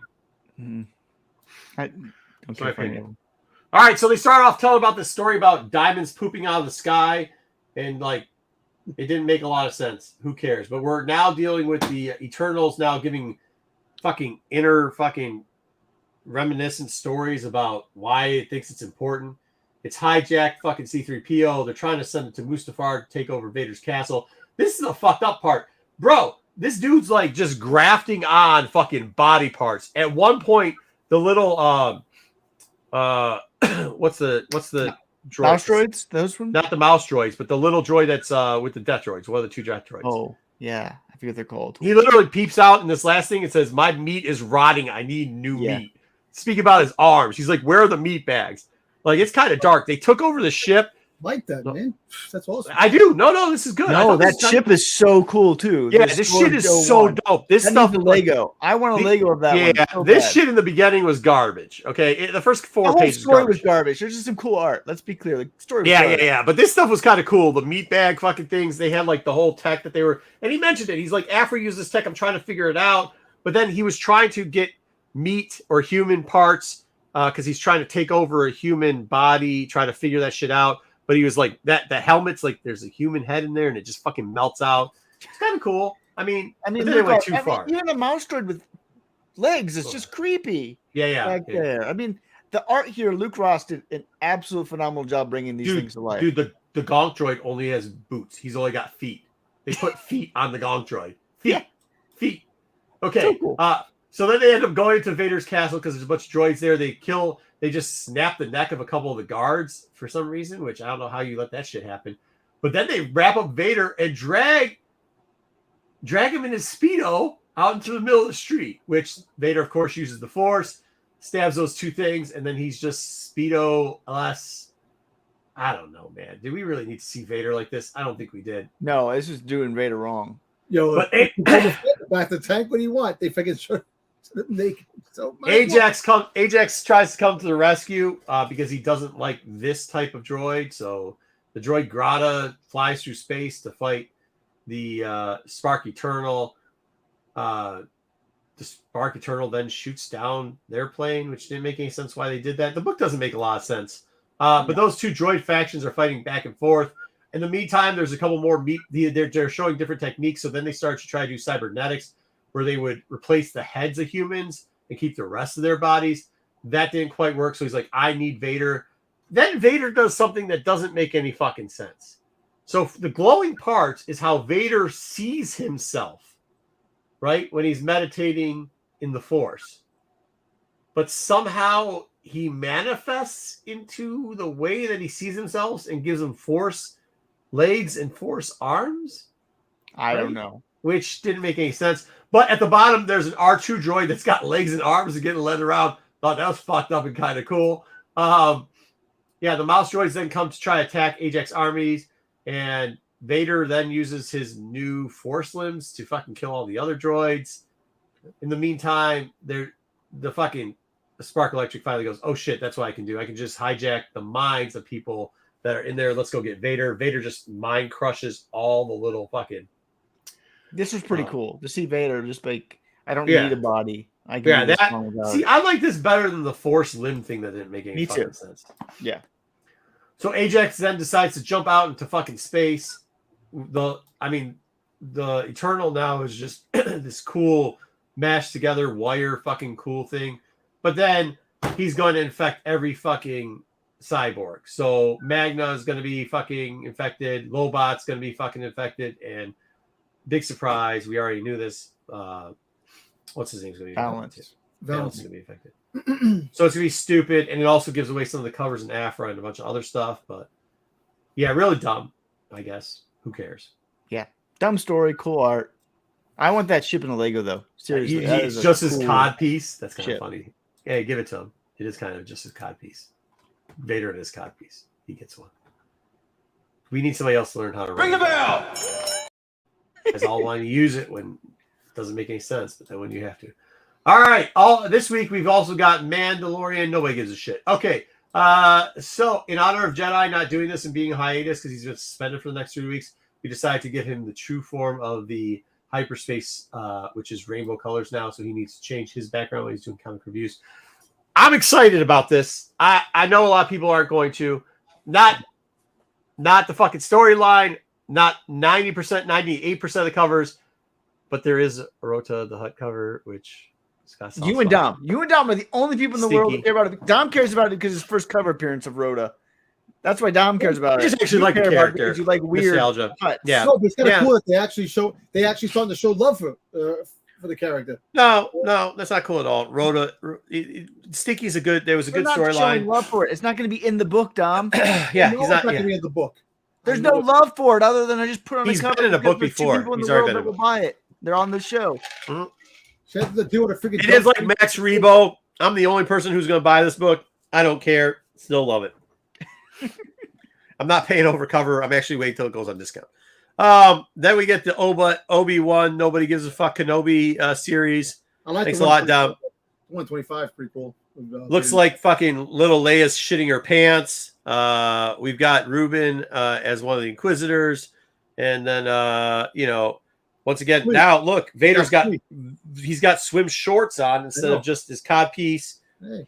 And then we've got Flea from Red Hot Chili Peppers, which is the Raza. Has just put out the worst Raza cover of all time right there. So that is pretty shitty. But it's Flea from Red Hot Chili Peppers, so he gets that's all you got. You got first cover of Flea. There you go, Dom. Pick it up. There you go. Can't go. He has to go to LTS. He can't. Here you go. Tales from the Dark Side. I'm not paying for this horse shit. From zombie, I will. You're gonna pay $25 for this. Don't waste your money. I already bought it. I already bought it. FOC. I'll review it. Why does Bajorn's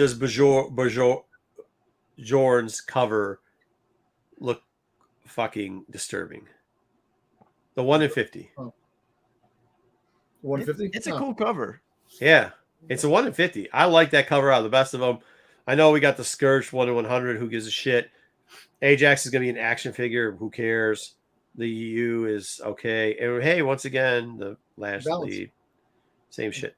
Yeah, Lashley though in the bottom with fucking the Emperor. I like the 1 in 50. The 1 in 50 is weird. 1 in 50 is for sure dope.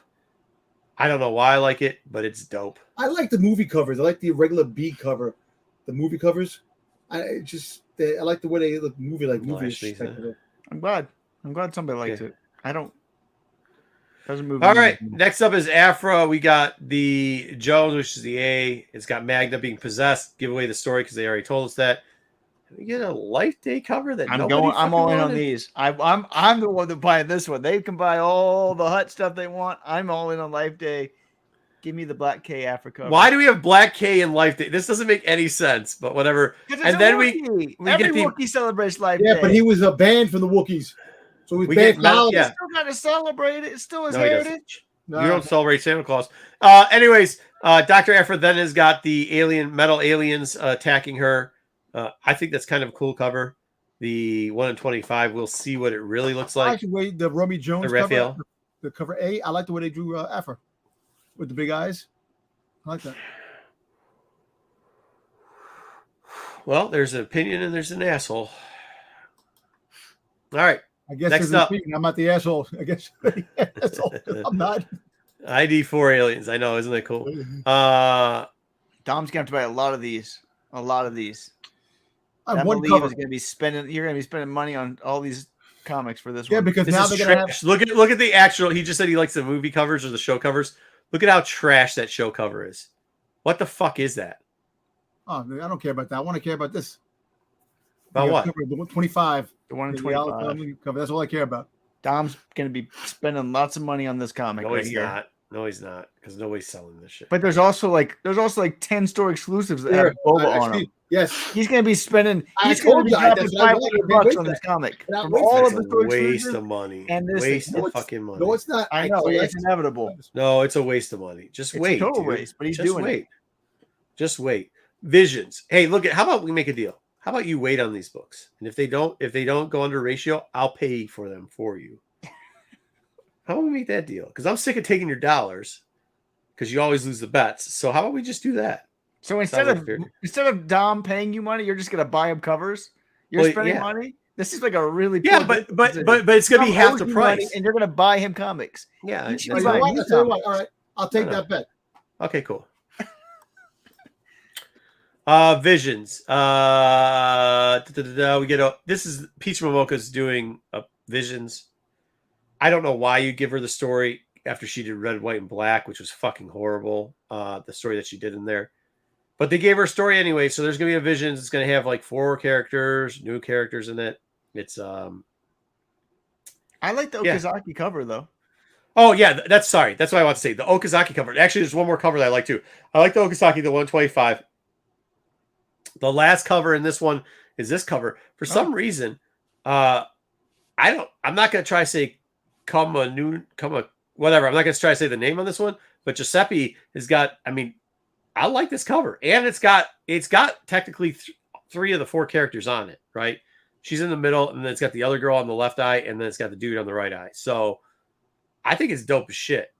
This cover and the 125, I think, are really, really dope covers. So yeah. I like them. The story's gonna suck though. Oh, I'm not reading it. Not reading it. I'm not even buying the 1 in 25 until I can find it for $10. Who's wasting money on this shit? Okay, good. Star Wars Return of the Jedi 40th anniversary covers. Both are Sprouse. One is the movie cover, which is the one on the right. The other one is just the other Sprouse cover. I didn't think we needed more Sprouse. I actually don't think we need more Sprouse. This isn't more Sprouse. This is just the book of all 40 covers together in one book. There's nothing in this book other than because he did 40 covers for the anniversary. Right. It's still a Sprouse cover. It's still Sprouse. Well, I know. Oh, you're fair enough. But inside the book is just the covers. Right. I don't think we need any more. Freaking waste of things. No. Why am I want a book of just covers that I could buy? I don't think we need more Sprouse. So, like, my question is, why would you? Yes. Why would you need this book? Who's buying it? Dom, don't buy it. Dom, are you going to buy it? Don't buy it. Listen, Right. the last 2 weeks I haven't been able to get them books. Stop pushing the agenda, making me feel worse than I'm feeling. I'm not What? pushing it. These We're fucking telling books- you not to buy this horse Buy shit. it. You should be happy there's not horse shit here. I know. Listen, I'm not buying these covers. I don't care about these covers. I care about the Good. one. Wait, go back. Is there a Boba Fett on any of these covers? No, No. Boba Fett usually on the cover. Oh, there's a ship though. There's a ship. No, stop. Wayseeker, stop. All right. He's not on the Don't ship. buy that. Don't put wood like nice slab. Get the fuck out of here. All right. Let's get rid of it. How do I pull this shit down? Where is it? We've got so many slides up. Okay. There we go. All right. Next up, we got NYCC toys. Ooh. All right, so I think this is good, Don, because this actually gives us a visual of the size of these busts. You always show them in the small pictures for the promos. So Yeah. this is the size of who makes this bust? Gentle Giant. That's how big they are? These are Well, like the 140 or whatever it's dollar like, ones. 200 and change type of Oh, bust. Jesus Christ.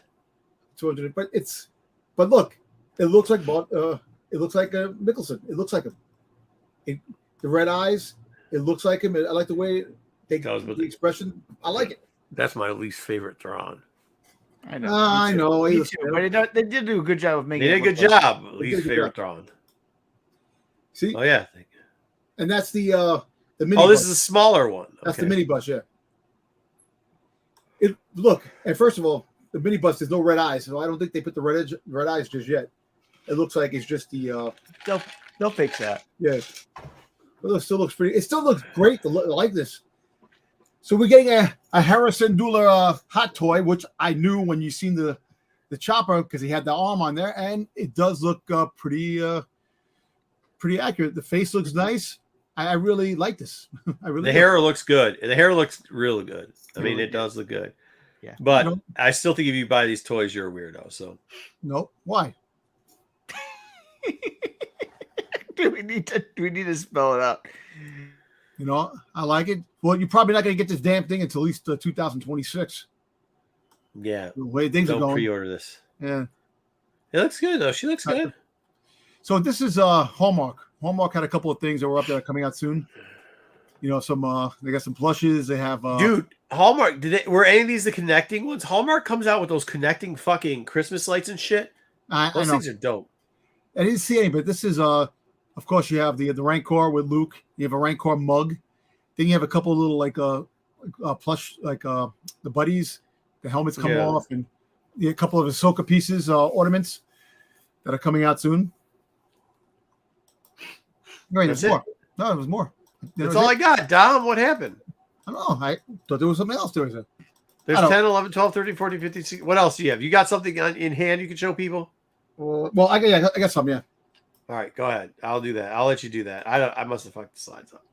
Anyway, so when I went to the con, the first things first, I went the first day and the Thursday I went, just the one day. I got there and I stood in a line getting in. And then I went downstairs because they had all the actors, the voice stars of Clone Wars. So you had friggin' what's his name? Baker. You know, you had D. Bradley Baker. You had Ashley Eckstein. You had She's great. She's a great human being. she is. What's the voice of Anakin? Matt Lauder. What's his name? Did you poop on the con floor? Why No, does I everyone didn't keep poop saying on you the con pooped on the con floor? That was Brucifer. Brucifer did that. He threw it all over the place. And so they had the voice actors. The guy who did the Obi-Wan's voice. They had them. So I actually went on D. Bradley Baker's line because we all know he does all the clones, but he also did the voice of Boba Fett in a few projects. Like Yeah, we talked to him before, didn't we? like this one right here. I got the D. Bradley Baker Lego because he did the voice of Boba Fett in one of the Lego cartoons. That is why Kyle was suspended from SNS last night. If you didn't catch it, Kyle's been suspended because he pooped on a con floor. Yeah, he pooped. And then he also did the voice of Boba Fett in Star Tours. Oh, that's kind of cool.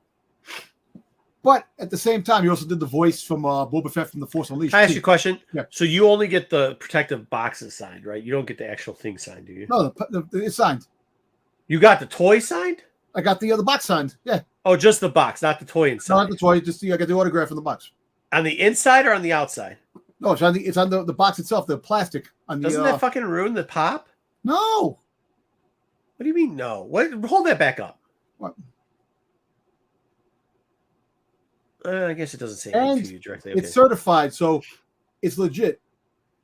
I think you can print those fucking stickers out. No, I actually wait. It's funny. Where I got the company that did the where is he? Here. That actually did the grade, did the certification. They have cases too. So I got this case from them, SWAU. I put this Boba Fett in it, which is really cool. But it's funny. I woke up to the table, and the guy looks at me and goes, "Oh, you're Dom Tober. I watch your videos all the time." Oh, that's nice. I said, "Thank you so much. I appreciate that." And so I had to support him by getting one of the protective cases, which actually turned out to be really cool. These cases are really cool. It's a magnetic top. Yeah, that's cool. But yeah, I got that, and then I also picked up another pop, but it's a new Darth Maul that came out. But yeah, it was crowded. It was more crowded than I actually anticipated because I didn't know it was a Thursday. You would think that it would be a little less empty. You get around. Early day. They sold. It was busy. The lines were packed with people trying to get the exclusive covers, of course. Yeah, of course. And the lines for the autographs. He was supposed to come out at 11 o'clock. He came out at 1:30. Yeah, that happens. So I wound up waiting in line there, and I met a couple of really cool people on the line. Cool. Getting the autographs, but I should have got. They had a whole bunch. They had the guys who did the stunts for Mando, the two stunt guys. Also, the guy who did the stunts for Pre Vizsla as well. Yeah, there is. It's a Disney. If you go to the Disney shop and go to Funko's and Disney shop, it's there. I have it someplace. All right. No. It's all right. You can find it. But yeah. That cassette thing looked cool. Or the casing. They really had a lot of things that were going on. Hey, can I ask you a question? Yeah. How much did that case cost? What, the one I just got? Which the one with the snappy with the $20. So it's more expensive for the case than it is for the fucking top. But these by $7 a pop. They're 2 for $20 usually, and they got the same thing, magnetic top. They put the magnetic up, but these are cheaper. They usually 2 for $20. The con, of course, 2 for $30 because they have to add the extra money. No, it's expensive to get a thing. Yeah, so you're paying for the autograph, you're paying for the protective cases, you're paying so. Yeah, I get it. Yeah, but I mean, like the box is more expensive than the actual fucking inside. The box is more expensive than the pop itself, but now the pop is more expensive. Well, actually, this pop is actually over almost $150 because it's a con exclusive from San Diego a couple of years ago, and then this one is an exclusive. This is about $100. Hey, sell it. Make yourself $250. Yeah, no, and I mean, I'm really interested to see like what are some of those con exclusive pops worth. I have no idea. Well, the con exclusive. Okay, so we could go. We've gone over before. We could go over some more. No, you should go over it. It's been a long time since you've gone over that. Yeah, but not right now. We should get them prepared. No, but I'm just saying in the future. I think that'd be really fascinating. Did you pick up any pops? Did you buy any pops at the con? Yeah, I just picked up this one. This is the only pop I picked up. One. Was did you get any fake pens? No, so because you had to stand in line, they were out, weren't they? No, it's funny. The gentleman that I met in Toy Fair was supposed to be there, and we were supposed to talk a little bit when I seen him there, but apparently he had an emergency, so he wasn't there. So the Ahsoka sold out quickly. They had a Yoda that actually it sold out a little bit later, and then they had a Biker Scout that actually sold out, but the Ahsoka sold out instantly. Yeah, that Ahsoka's tough. Yeah. They had a lot of comic exclusive Star Wars, a lot of toys that were exclusive, and they were selling like this quick. Yeah, dude, we're gonna get a special for Dom. He's gonna break it down at 5 more digestible than the last time. But about a year ago, he did a whole full on report for it. So we'll go over some of that stuff for sure. All right, cool, man. Well, did you have fun? That's all that counts. I had fun. It was very tiring. It just, like I said, it's just upsetting. I only went once this for the con, and I've seen a lot of people have a lot more things that happened the rest couple of days. But I got there. I didn't miss it. I don't. It seems like it's too many fucking people there. Yo, there's I would Especially like to people are go. pooping I on the think it'd be floor. fun one to go to. I mean, the costumes looked awesome that I saw. There were some really cool Star Wars costumes. Oh yeah, really. There was a Could couple of you- people in Boba Fett costumes that went there, which were really cool. And somebody dressed up as one of the Ravagers from Guardians of the Galaxy and did a Mando crossover with a Ravager with Hondo with the little mohawk on it. Oh, yeah. It looked pretty cool. I Did you saw take that. pictures at all? I took some pictures, but I didn't get that many pictures. Were there any nubs? Did anybody cosplay as nubs? Nobody. Not one fucking nub. Yet. Here. Oh, I got nubs. Do you want to see nubs? What? No. What about Somebody was Santa nubs? Stars? Please tell me somebody was nubs. Nobody I was got somebody's nubs. nubs here. I got somebody's nubs here. Hold on. I'm gonna show Damn you it, right now. Dom. Nope, can't see it, Dom. No, I'm Nope. gonna show I you right want to now. see the No, nubs. no, we're not seeing it. We're I not have seeing to it. show It didn't nubs. exist. I have to show nubs. You Doesn't have to. exist. Absolutely. I got to see nubs. How Yeah, many? hold on, How many Sarah Stanoses were there? Probably none. None. No, none. Dude, come on. This is not good internet right now. We got to get I faster. know, at It's hold always this. good. Where the frig is nubs? Come on, nubs. Wayseeker, pull up the next thing. No, Yeah. we're not All doing right, we'll this. come back to it, Dom. You find Well, nubs and you come back. Well, first of all, here I want to show you this. That's Oh my D. Badley Baker. I got the autographs. That's awesome.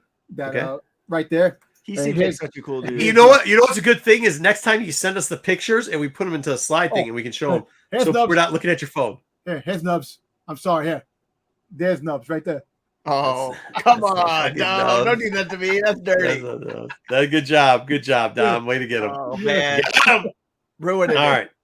All right. Go ahead, Wayseeker. Let's get it going. All right. So we've been doing this now for a year. We've looked at it. This is Oh the my fifth God. market report. So we are going to be looking at a special 1 year review of where these prices are. Have been a year ago. Should to be where okay. they are Couple. today. Ahsoka came out that Fire Woo! TV series.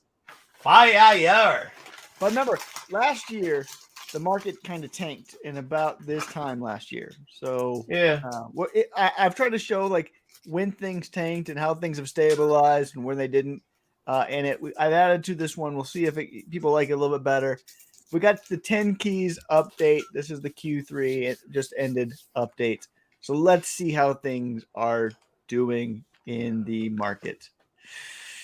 My market needs to be saying some prayers right now because it's been an interesting quarter for sure. All right, just a reminder, we're only doing CGC 9.8 sales, no variants, no newsstands post 1990, only first printings, only eBay sales. And we do this every quarter. All right. Darth Vader 3. 2015, first Afra. Last quarter, the average price was $233 for a 9.8. The range was $185 to This $350, book which is taking really, a fucking tank. really low. There was 53 sales, over 4,000 of these things on the census. How did this one do this quarter? Half the amount of sales, and it's the high might be 185. $150. $150. The high. It's The not high that. might No, be you're not. This book is not that low. 150. I don't think it's going down to 150 down, but Oh. Whew, 215. 215. Okay. About half, and then About- what? The sales 250? were down, so there's not that many on these things. The census Right. number slowly slowing down. Only 83 got on there. All right. But yeah, the range, the high end range came down. The low end range pretty much stayed the same at 186 to 185. But there That's not were bad. a lot more sales in like the 200 to 210 range. That was kind of the normal with some Yeah. outliers on both sides.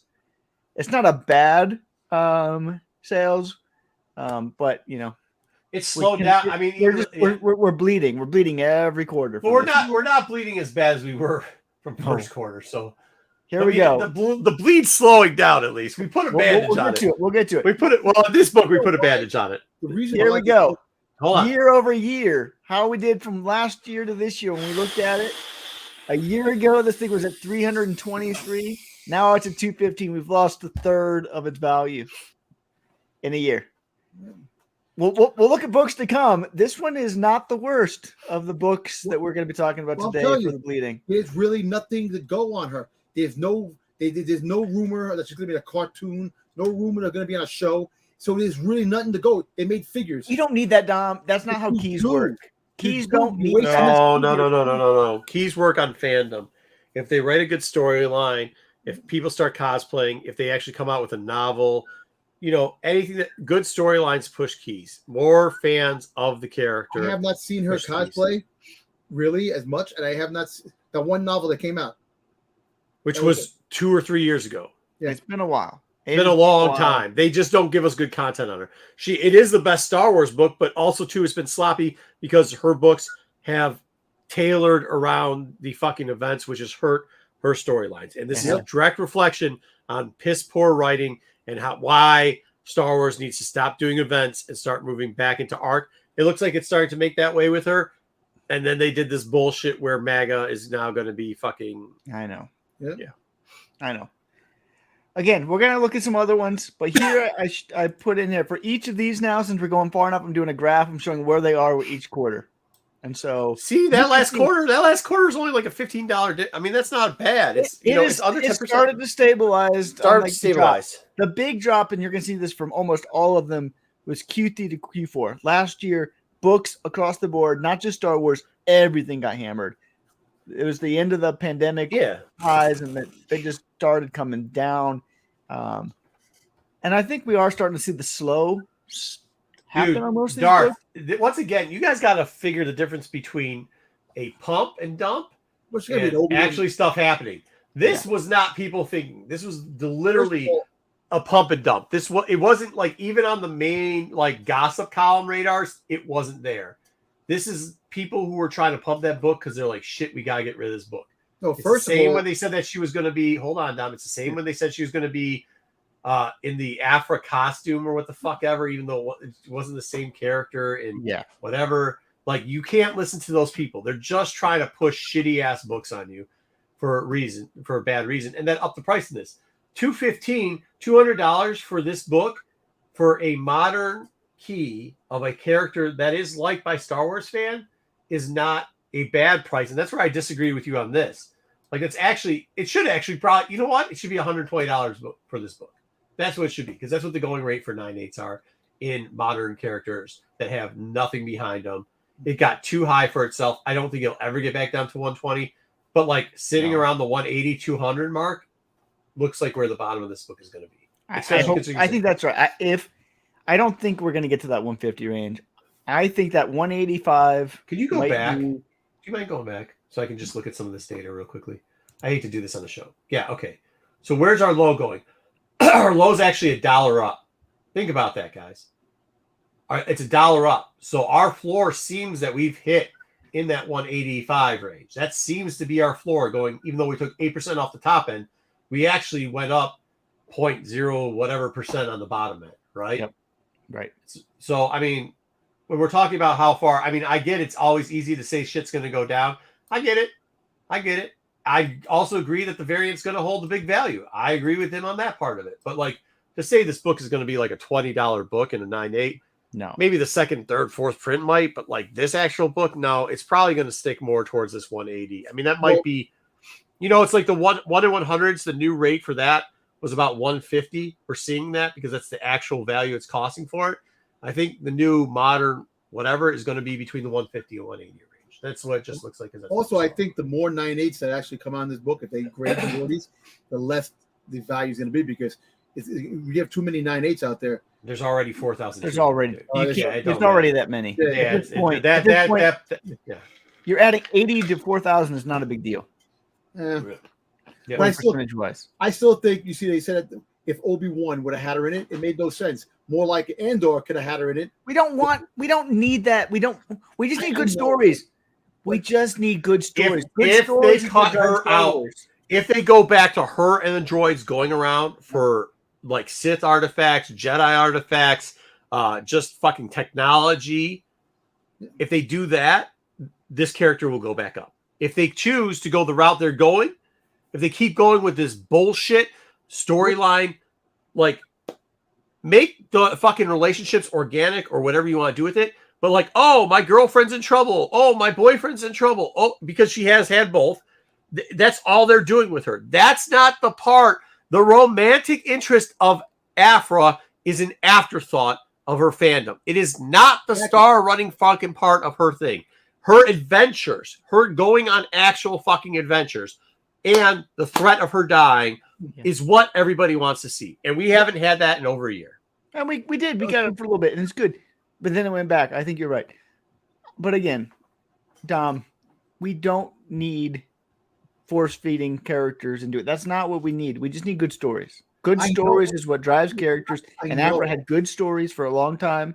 And that's what drove fandom. What they have to do is give Dwayne Scott one. She likes everyone. Yeah, she does. She does. Yeah, she does like everyone. Ring the bell. 40? It's up to 40 again, the new Afra series? Which issue is up to now? What? The newest series. 38. 38? 36. I think it's two. No, well, they Two just below have everything OC else. 38, didn't they? Yeah, whatever. Yeah, I think either they have to get a new creative writing team on her book. I think the writing team is fine. They just can't do the crossovers. Can't do crossovers. When Alyssa has had a chance to just tell Afra stories, Alyssa's done a really good job with Afra stories. But then when she gets force pegged into these crossover events, dude, the gap between the Eternal and this fucking Dark Droid thing, there was two books there. We were like, holy shit, great, thank God Afra's back. Yeah, it's so good. And then they fucking screwed the pooch. That's just how. I mean, that's the problem with these crossover events. So I disagree with you. I think Alyssa has done a really good job with Afra. It's just you can't just put her into all these events, and they need to get away from that. Staros, Afra, Magda, Get Lucky. Who's the other one? She had a little relationship with the weirdo one. Might as well have a fucking relationship with the freaking Diva Lempop. She had a relationship with that person in the comic that she tripped and died. So it's just every time. Everybody, yeah. She likes everybody. Dwayne Scott's right. I mean, he is. This one has been one of our sleepers that's held up in value. We've been kind of surprised that it's been holding up in value. We've saying when's this because they've gotten away from this. Yeah, this is what. Okay, so this is a perfect example. People love this character and like this character, and Dom every single time there is a fucking anything. They say, oh yeah, Bane's gonna show up. Filoni does it, Bane's gonna show up. We're gonna get a Bane in there eventually. We're gonna get Bane. And what was the last? Oh, so good, no Bane. I mean, you told me Bane was gonna show up. He didn't show up. We don't need it though because this is a character that. But that's not why people buy this book. People buy this book because this story is fucked in the head and people love it. Yeah, the story's actually love good. the books. They love the books. The books are awesome. Again, this one's been holding up well. Guess. How did we do? 227 guess for TMT guy. Cool guy. I actually think maybe 240. 240. We're doing average. What do you think this one's coming down to? Oh, I don't think it's going any lower than 250. I think it's going to be in that 260, 280 Marco's going to be disappointed on this one. Really? 201. This one took a hit for the first time since we've been doing it. That's a huge hit. A huge hit. It's when it's fallen under the radar for the last bit. The census numbers stayed the same. But again, it was just the high sales were not there. Everything was below the previous range on this one. As you can see, year over year, this one's down 46% now. But see, that's where you go. That's where once again, well, so those rumors about him showing up in a bunch of shit, he didn't show up and push this book really fucking high. But look what the low sale is. It's 186, and isn't that what we said? Kind of like the new gimmick number is for 9.8s. It looks like it's proving it out for keys for 9.8s for moderns. 186 is that number. 185, 186. It's right there. 186 was the lowest sale. Maybe it was 184. I didn't put it, but whatever. 180 number, whatever that is. The 180 mid. That's where that is. And as you can see here, the last quarter it bumped up, and then it corrected. It the last quarter seems to be a little bit of an aberration on how this thing is dropping. I think we're gonna see this thing again. By the way, the lows are coming at like that 180 number, and buy at that 180 number. Too much below 150, 160, 170. I think that's buy at that low number because this character every fucking couple months, every time there's dude, I'm gonna tell you how many times do you think we're gonna hear? And Dom's gonna say this right after we're saying he's not showing up in it, but as soon as Acolyte starts getting news, Bane's showing up. Bane's gonna show up. I've heard that Bane's gonna show up. People are saying Bane's are gonna show up. Darth Bane's going to be there. Darth Bane could show up. All I'm saying is Darth Bane we're going to hear it. We are going to hear it. If you don't have this book, I suggest you buy it now and buy it cheap. Make them offers, dude. But this is also one of my favorite long-term holds because I really don't think you can tell the long-term story of Star Wars without Darth Bane. The rule of two is it? So at some point in Well, canon, dude, you just heard Timothy say that he wants to do I know. this book, you know. He at just some point, we are going to get this. At some point, somebody's canon. doing somebody. And by the way, that was Timothy's reach around on Dark Empire. That's how he did it. He did the same thing with Dark Empire, where he got to do the clone thing and reach around Dark Empire. And if you look at it, you know Dave hasn't said anything about Bane, but he fucked up his Thrawn, so you know he's going to reach him around and do the fucking Jedi Sith. If they let him. Keep moving forward here. This is one Marco has not been as thrilled about lately. This Ventress is his first appearance here in Jedi Mace Windu. Average sale price on this one was $263. It's not that I have. Yeah, it's not that I'm dropping. Yeah, Marco still thinks this one's got further to drop. Again, you see that bottom range about that 175 before. 8 sales is about what we've been normally having. I'll say around 2. This book, some people call this the Mace Windu book, so I'm not even quite sure. Like, I saw somebody at Con buy this book and go like, yeah, the Mace Windu book because it's first appearance. And I'm like, not Mace Windu, but people don't know. I always talk about this. Like, as time goes by with some of these books that have been pumped for one reason or another, people don't even know. They just recognize the book, right? Yeah. And this is a book that I believe has been held up because people recognize the book. It's a cool front cover. Ventress is a niche character, but people do love her. And it's another it's another book because we just know from last week that all of a sudden the rumors in some of the rumors reels were, yeah, she's coming back now because Dave's going to do something with her because of this, that, or some other because of Planet Dathomir. She's going to be revived. They're bringing her back from life, which is a pump and dump thing that I fucking just do not believe in. That they're going to bring her back to life, but that is something that probably in the last month got this book a little bit of juice. We'll see. So I would say be careful how low you thought this thing's going to go because I don't see it going lower than 210. Don't. 160. 234. Average sale price. You can see the floor again. The floor hasn't moved on most of these books. The floor is staying the same. It's the top that's coming down here on these books. 175, 175. I agree on this. That Mace needs to get something. They do need to give Mace its own series. We all agree on that. Again, 8 sales since it's gone up, 11 drop.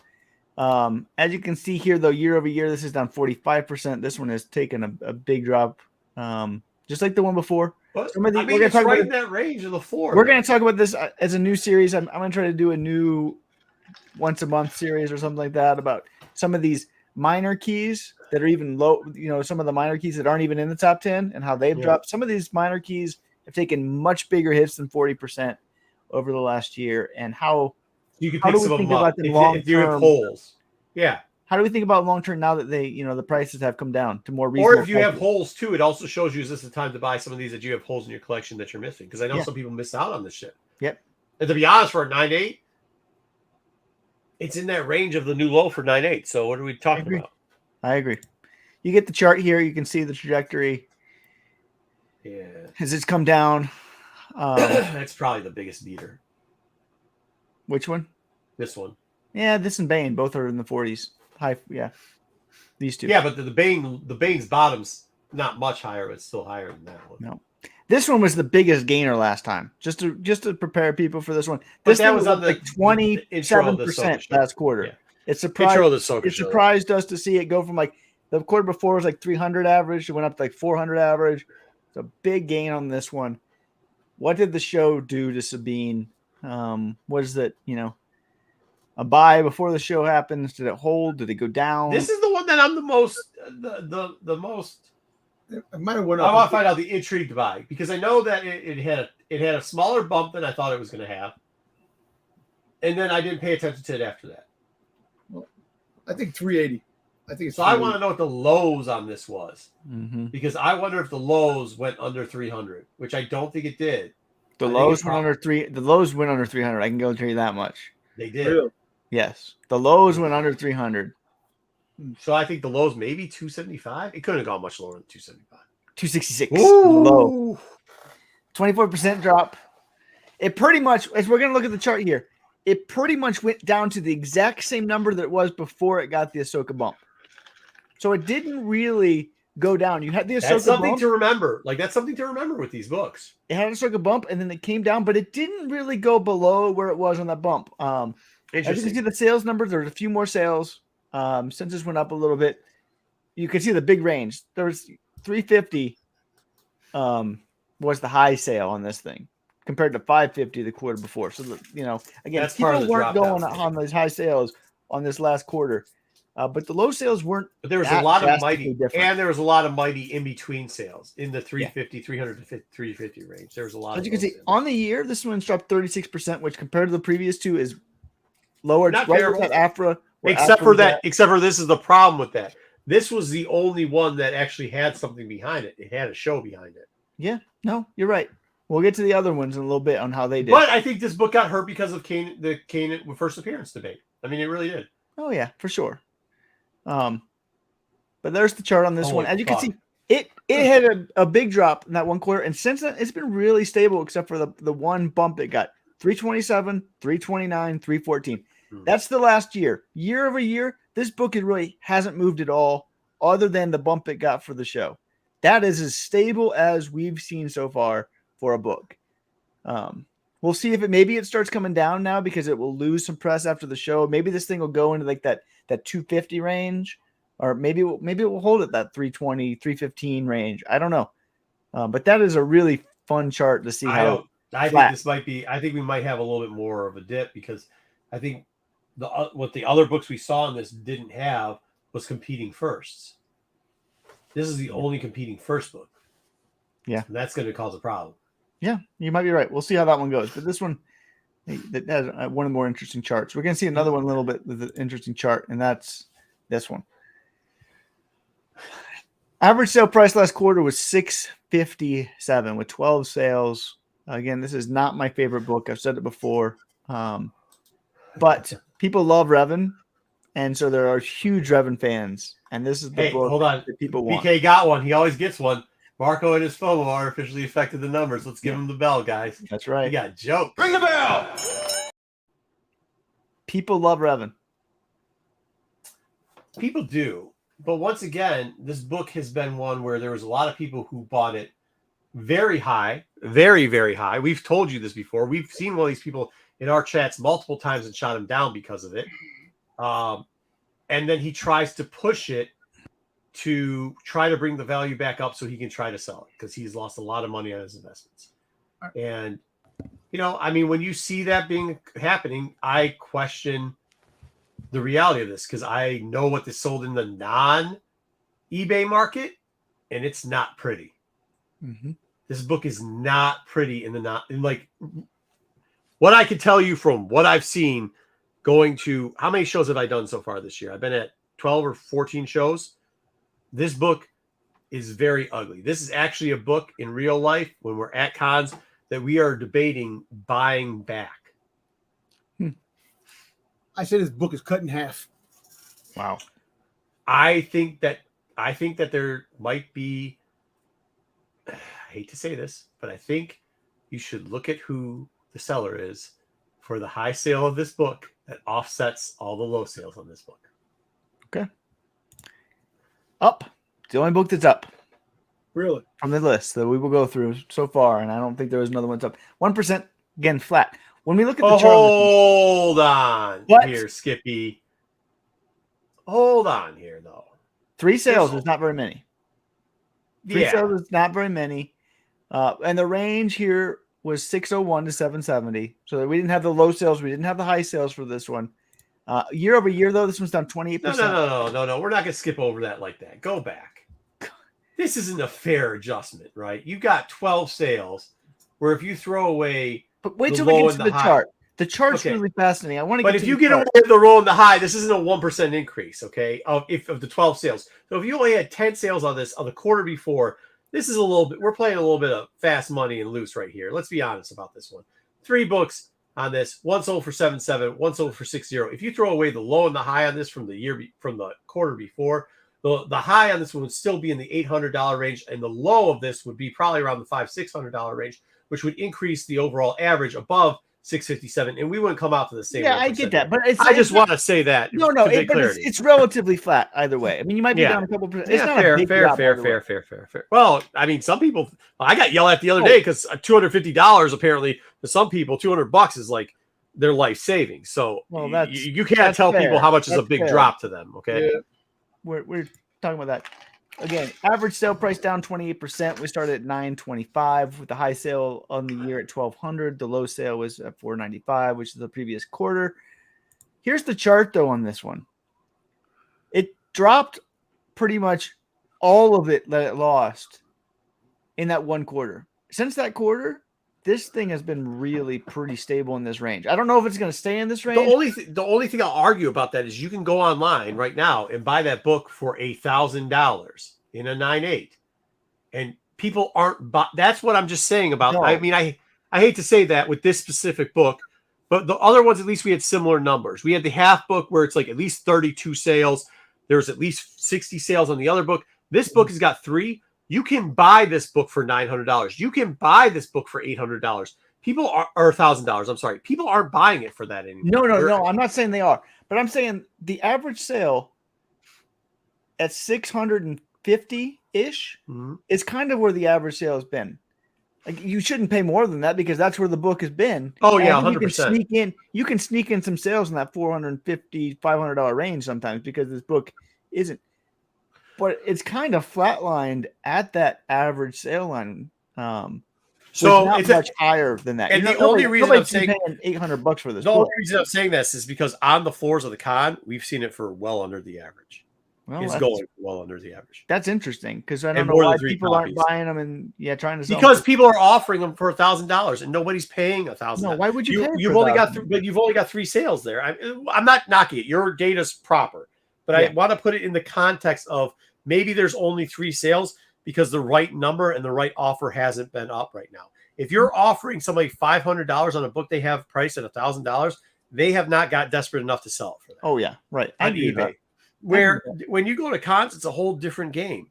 You can find they just got man, they don't care. They look at the overall dollar amount of what they're selling together because they didn't pay as much as some of these eBay sellers did for some of the shit. Yeah. So when you're looking at this book where it only has 3 sales, could you go back to its overall numbers? Because doesn't this got like 2,000 graded copies in 90 or 200? 290. Yeah, 290. So it went up. When it went up almost 20 books and they only sold 3 of them, right? Yep. Yeah. That's all. I agree. I'm not a big fan of this book. I think it's too high personally for me. I just think when we see this one, this book, I've said that since we started. This is not a book that I think I like that we're having this. And this one, I would put $1 in the jar to bet that either the next group that sells, and I don't see more than 5 books selling in the next quarter of this book, unless some miracle pump and dump shit comes on. But I don't see more than 5 books of this selling. But if we sell them, once again, I don't see this book. I see the average going down again. Me too. You know what I mean? I am too. But I do see it not below 500, mind you. Don't act like this book is going to be a $20 book. It's not. Don't act like this book is going to be a $140 book. But the next round of this, I want to see what happens because I have a feeling that just like we have that, $100 drop, we're going to have another $100 drop on this book on the average. So we're going to be in that $500 range. Well, I wouldn't be. Remember, this book was $1,750 at one point. $1,750 at one point. Yeah, that's crazy. For a 9.8. Here we go. Here's the one that Marco wants to know more about too. This is another one. I'm intrigued by this type of shit, man. This one went up, but it didn't go up that drastically last quarter. It went not up as much as the Kanan book. You're right. Yeah, Kanan. It was up some. The range here on this one was a big range. Again, there was last quarter. There were some people because of the shows that paid more than they should have, and so those highs were up over they were. There was 22 sales, which was quite a few sales for this book in a 9.8. Now remember that we're not newsstanding. We're just talking about. There were some newsstand sales for this quarter. I didn't include them. Yep. They're higher. There was a Ventress. I know there's a couple nice sales for this newsstand. The Ventress newsstand I think was like almost 1,000 for them. Yeah. So newsstands are out because they just have outlier ranges for those. I know there was at least 2 good sales on this book. I'm not gonna tell you how I know, but I know. Did you sell 2 copies? No, I did not sell 2. I will not say if I did, but I'm not saying I sold 2 copies of this book. So from quarter 2, above the low minimum, right? maybe not the $1,400-$1,500 range, but still above the average price. I would assume that we're going to get at least one book around the average price. And, maybe our average price is, I would have to think, God, can you tell me how many sold? Is it 30 books sold in this? I don't know if I can. Yeah. Here. Can't do that. Can't do that? Damn. It off. I don't remember. Because that's where I'm going to be able to get my guess. I think the sales numbers was kind of flat. Pretty similar? I think pretty similar? Okay, so if the sales numbers are similar, I'm thinking the quarterly sales are going to be around $800, the average. Which is a big drop. Yeah, I mean, it's 20%. it is. But there was that 1425 that was the outlier on the sale. I agree with the you. average sale for this book was really, I mean, the outlier for that was 1425. The rest of those books were under 900 that were selling for this. I mean, that's what happened in this thing. I remember this. Right. I watched this fucking book. Sales in like 1100, but that was it was mainly like an $800 book, right? Yeah. I'm saying it's gonna be an $800 book on average sale. 850. 861. I told you there was a that. Well, oops. How did I know there was 1,100? I'm just saying. I'm not saying. There was 2 sales for 1,100. Wait, I don't know how that happened. Who's watching this book? Does anybody know about this market? I don't know what's going on. I didn't sell those books. I'm just saying. Like, you didn't sell those books? No, I didn't. Do believe me. I'm 13 sales. It was actually wrong. 13 sales is not very many for that one. This one dropped right. 2. Yeah, I was right there at the $800 average, and I think like that was a good. If you were getting out of this book at $800, $900, I think you did great. I said 850 just as you changed it, and it turned 861. So there you go. I think this one's going to go down more. I think we are not. I think when we just like I gave the preface of the last book, I think we have to give the preface to this book. That 1425 was a far outlier from last time, which did up the average greatly. Now, is this down 17%? I don't believe this book went down 17%. It did, obviously, because your data. But realistically, in my mind, as a seller, I throw that 1425 fucking out the door. And this book is right around the $900 range, which is what it should have been. I mean, last quarter, if you throw that 14 out, you're getting around the $900 range. So it's actually almost a break-even book, too. Like I was saying about that last book, kind of like a break-even book. So I just don't know how the census goes up by 20 on this book still. That's the hard one to figure out why there's finally breaking 9/8 and coloring them in or something. I don't know. Do you think now, since we're having now it's not going to be Thrawn anytime soon in the works? The only Thrawn stuff we have is the book. E42. We're gonna get the comics. The comics. Thrawn's not going away. We're gonna be seeing Thrawn and other things. No. Hey, Bri, that was last quarter, and you're right. It was an interesting. We put them up there because we cannot verify. We do the same thing with the Revan book. We cannot verify which ones are kind of. We see them as an outliner, but that's why we show you what the high and the low is, and that's why we take an average, and we try to take an average above. Wayseeker knows whenever I tell him try to take an average above 3 books because it gives you a good. I mean, it was 22 last time, so I mean, one outliner sale is not going to destroy a 22. No, average. It wouldn't. I mean, honestly, it would drop the average down to 900-ish. You drop it like $40 because 22 sales is it's only but 14. But a lot of these sales were in that But there were 1,000. There were a lot more. You're right. There's thousands. There's a bunch of thousands. You're right. But again, when the shows come out, what we're seeing before the shows come out, people overpay for a few books that kind of run things up, and now we're coming back down 14 to 17%. Obviously, that's what we're seeing. But year over year, this book is not that bad. I mean, the drop this one was, but year over year went from 1170 to 861, 26%. I mean, all things in sale. The high sale for the year was right there at that 1425. The low sale was that 600, and so we'll give you. He's doing a full year, but we'll do. I'm doing year over year over everything. Yes. Yeah.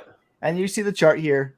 Overall, it had that big drop like all the books did, and then it's 887 to 861 over the last bunch of quarters. I think Jerome's asking, are we going to see a fourth quarter of 2023? I think we should. I think we should see a fourth quarter on these books out of 2023. I think everybody will be intrigued by that. We do every quarter. We'll do it again every quarter. Do it again, and then you get the full year over year on that one and see where it goes. Oh, yeah, we can drop. We can drop off the Q3, and it'll help because a lot of these did drop. But yeah. Yeah, I mean this is where we started off saying are these as low as it goes, and we'll get to see where our predictions are after Q4 because that's where we saw the big dips for a lot of these. Yeah, so we'll do this. I still think this one's going to go lower. I think this one, there's so many copies Right. of this thing out there. Right. That book was, once again, if we can, there was 1,100 sales. There's a couple of them, but it was roughly around $1,000 on that. That 14 just set it off. We get it. I mean, we don't fudge the data though. So I'm not going through. I'm not verifying. I don't got time for that. We're going through all the sales for all this stuff. But yeah, either way. And sometimes people pay crazy shit, man. Sometimes they just click go because they want the book. I mean, there was one sale that we saw for Boba Fett a couple months ago that was $4,500 somebody paid for. Shit. So it just happens. Yeah. People want it so badly they don't care what they pay for it. All right, what are we doing with Ahsoka? What did Ahsoka do this quarter with Ahsoka? Jeez. Average sale. I think it dropped. This is the problem with this. I, on the other hand, haven't been following this book as much as I should. And I can't remember. No, if it's 18 and 24, that's close. I don't think 24 was an outlier. I think it was in that 22 range. I wonder if more than 6 books sold. I wonder if more than 6 books sold on this. I think sale numbers were up. I think it was more than 15, if I remember right. Really? Well, if it's more than 15, then the average is going to go down. It's 19 and change, but not by much. Because somebody's going to sneak in a couple cheap ones. I think 15. 15. Dom's saying 15. You're saying 19. Yeah, 19. 16 for Ruben. Jerome's saying 2,000. Are we saying the lower the average? Because I think the low is going to be a little bit lower. I think 15 might be the low. The low. All right, go ahead. Let's see what we got. 1686 is the average. Dom. Hit close. The 15 was the low, though, Dom. There was 2 sales for 1,500. Oh, wow. Okay. I called that. 15 was the low. There you go. Yeah. 2 sales came in at 1,500. It was less sales. You lied to us, fucking Wayseeker. I lied. The 1950 was the outlier. There wasn't many sales above 1,800. Huh. Interesting. That is interesting. So realistically, this is like a 25% loss on this book if we get rid of the outlier. Yeah. Oh, you know what? Is it because nobody likes the Rosario Dawson version of? No. Maybe. No, I think people thought this book was going to go up. I think people bought multiple copies of this book, copies, and then they flooded the market. They like, you got to also remember, this isn't her first time being seen on this is what, her third time on the television. So if you didn't get the payola off the first couple, and then you got the sneaker in there with the 24, I think people bought back in and tried to get it. Yeah. It's crazy. But their pockets are starting to get thin. 1,500 is a lot for a cult following. It is, and their pockets are getting thin. Their pockets are getting real thin with how much Ahsoka stuff got out there. Real thin. And to be honest, a lot of the Ahsoka fans that are like, will buy 1 or 2 things, like, aren't exactly sold on Ahsoka right now. They're sold on Clone Wars Ahsoka. It might not be sold on Ahsoka. 60-year-old Ahsoka. And Ahsoka that's stuck on some other galaxy where you're not going to be able to do anything with. That's not going to help. TMNT. Bro. Why you got to do that to her? Well, he ain't lying. He just forgot that she's crossing her arms the whole time. Year over year, this one's down 27%. So again, as you can see, most of the drop, a lot of it happened. 15 for this book doesn't seem out of pocket. You know what I mean? Like, I don't think 15 is. Yeah, I think 15 is fair. I don't think. I mean, it dropped $1,000. Well, no, I mean, it dropped 23 to 16, 8. Yeah, 800. 27%. I mean, 12 to 15. It seems like. I mean, that's like in the streets. That's what it's going for. 27% is honestly not that bad year over year, especially for a TV show really bump. Yeah. When you talk about Marvel books, very few books have not been hit by 25%. So, well, yeah, but let's see the whole year. Wait, let's see the whole chart. Let's see the chart. So as you can see here, this is the chart. But we did hit a new low. So this one, you would have hoped that this thing stabilized about 800. That's why I think it's going to be like 12 to 1,500 book, because like when you go You know, down the to other ones ceiling. have been holding. You got the bump, and you came back down like on Kanan 6 or Thrawn. This one did hit a significantly different level, so it is a little concerning. If this would have been 1820, 1850, 1800, I would not be so worried about it. But yeah. But that's, this also reflects kind of what we were talking, people. Wayseeker said the nicest thing about me a while back when we were reviewing that article. But when I was reviewing the Ahsoka thing, I don't think people were hearing what I was saying. This chart is demonstrating what I was saying 100% of the way. Like, the numbers don't lie, right? We can make up whatever we want, but the numbers don't actually lie. And this is like, I mean, right. Yeah, man. Like, he ain't lying. And like all the people that were doing the like Ahsoka, everybody's gonna love her when she shows into live action. That's not true. You're gonna have the people that dress up like her. You're gonna have the people that overpaid. But how many copies of Clone War 1 can they afford? You know what I mean? Because you're getting Ashley Eckstein, her universe shit out, brand new and fly ass Ahsoka shit out all the time. Yeah. You know what I mean? You're getting how many 1 in 100s are like shit that they have coming out with Ahsoka? I mean, some of that shit, did they just have one for fucking one of the books? Yeah, I mean, the one that just came out, the Gist or the Gist Virgin. Yeah. That was on for $300. Morai, on the cover. Yeah. You can only spend that's so much not money. why they're buying for Ahsoka on the cover. But you can only spend so much money. There's only so much money you can spend. I agree. And that one was the new hot thing. That's TMNT guy. There's a couple that are promising. Yeah. You know what I mean? Like we've seen now multiple. I think this is proven out that multiple first appearance characters that are real not, unless you're on a whatnot sale auction to try to sell the book telling you they're showing up in a fucking TV show or movie. I don't know personally, because you're right, I don't watch whatnot, but from what I hear, where the fuck did that come from? Oh, it came from a whatnot seller? Okay.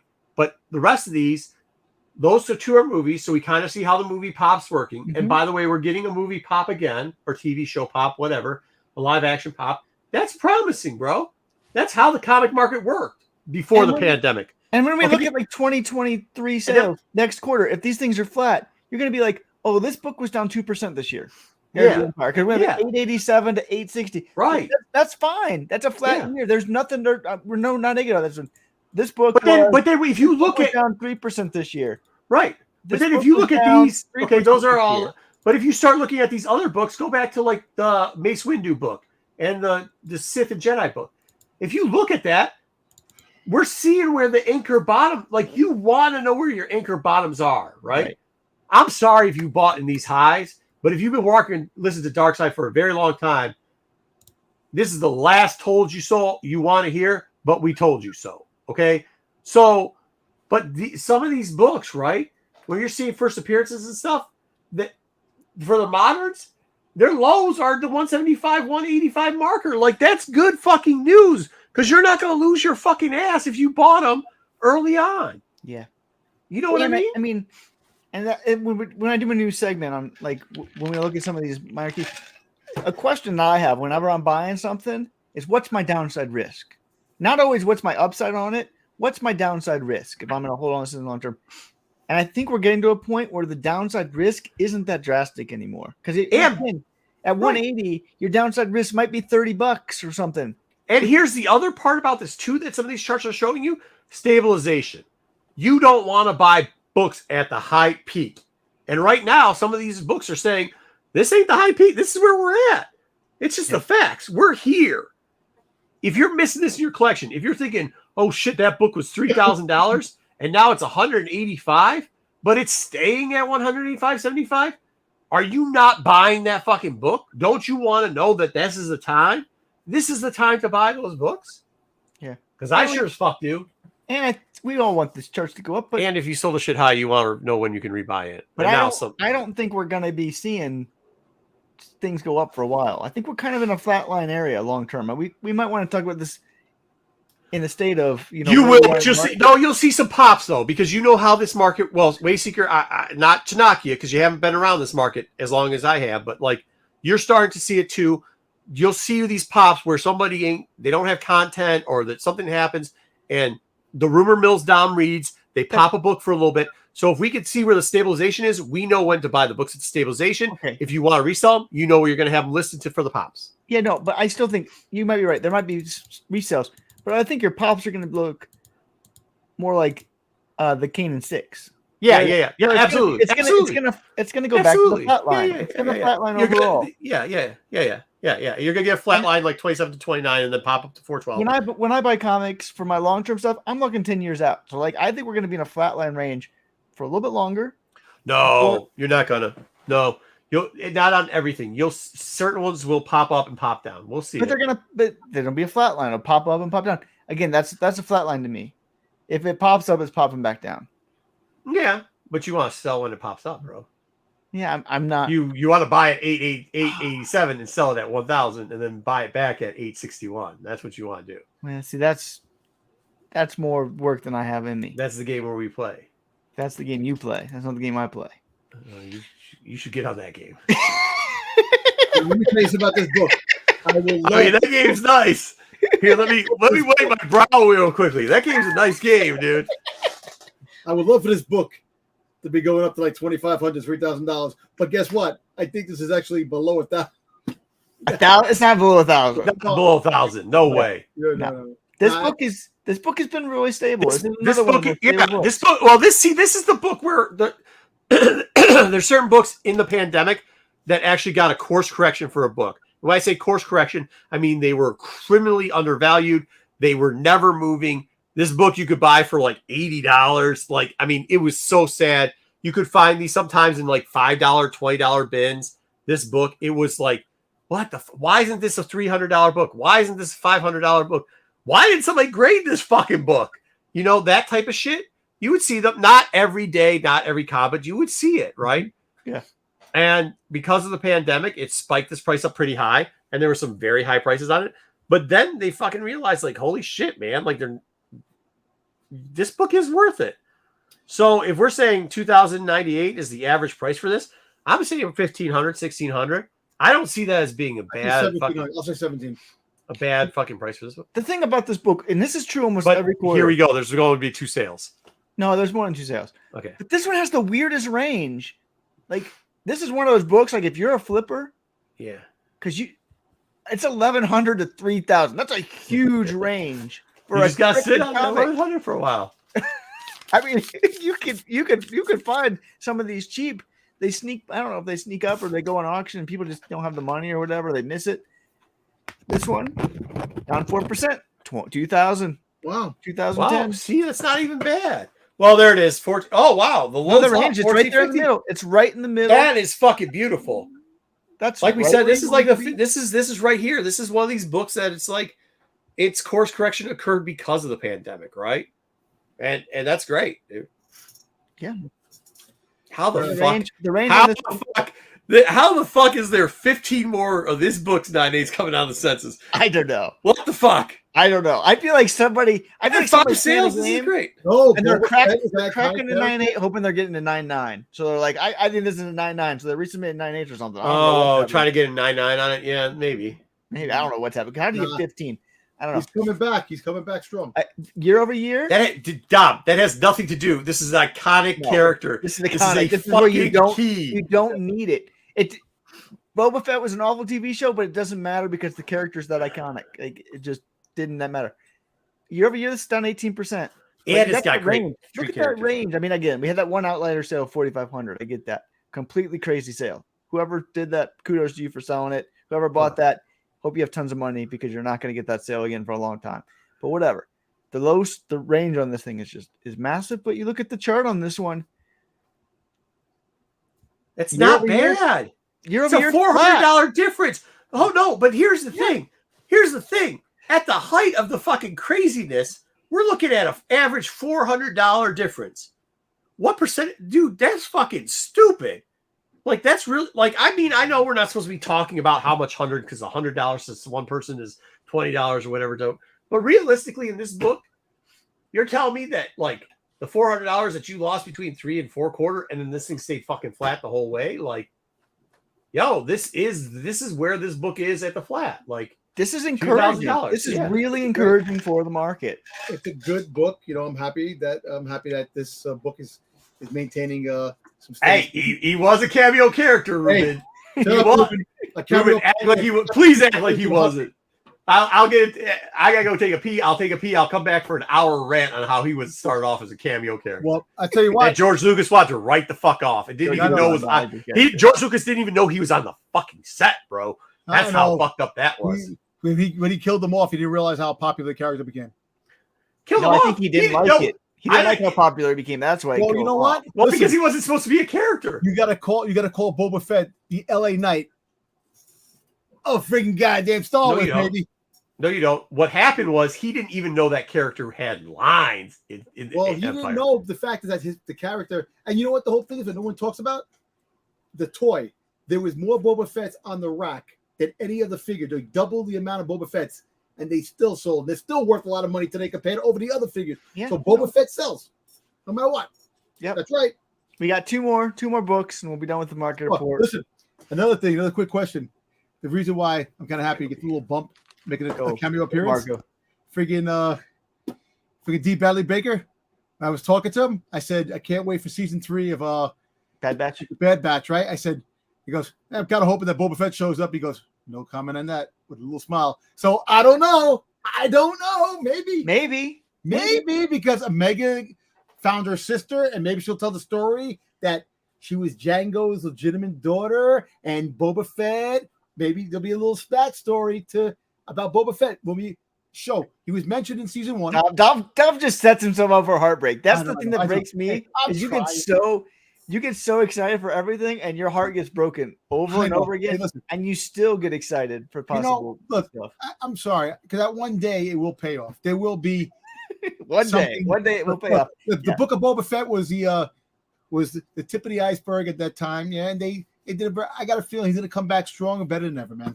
I hope you're right. I hope they decide maybe in 2024 decide to make a 12-issue limited series of the Chronicles of Boba Fett, man. Make when he was younger, his freaking rise to being the greatest bounty hunter in the galaxy. Yeah, that's what we need. I totally would buy that and read it. Before Margo goes back, we'll just put this slide up here. This is one that's been all over the board this year. You know, and we've seen this one go up. We've seen this one go down. This book is not stable. It hasn't been stable. It's been high. It's been low.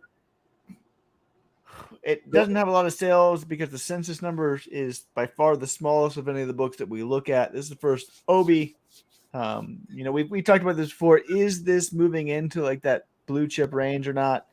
I thought I would have said last quarter it was. I been to a couple shows. I bought a couple of these for fucking dirt ass cheap. They're mid-grade copies, but still, this book took a long time.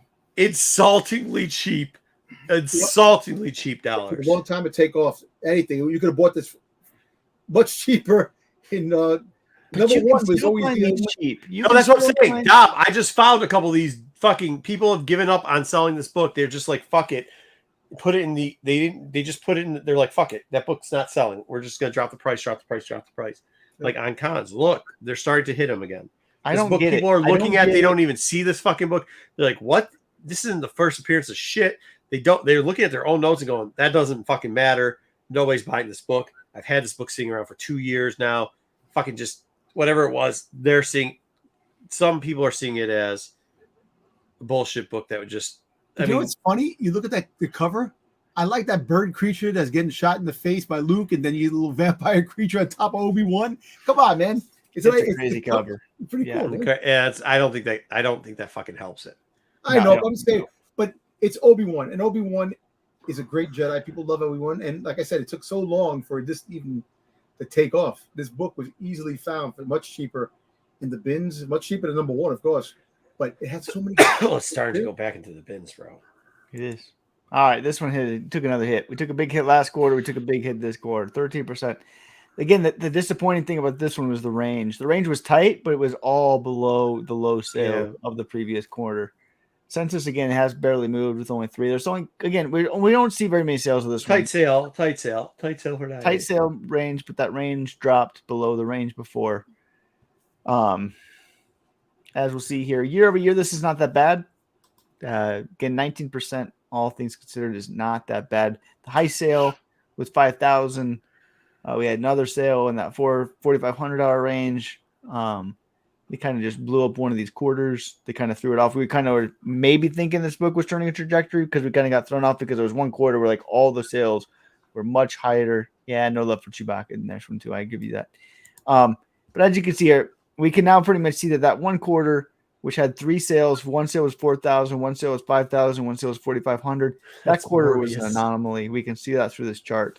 Yeah, I mean, if you take that one quarter off of that huge sale that happened that one time, this is a flat book that's been sitting behind. I mean, when it's peak high in COVID terms, towards the back end of it's 3,500.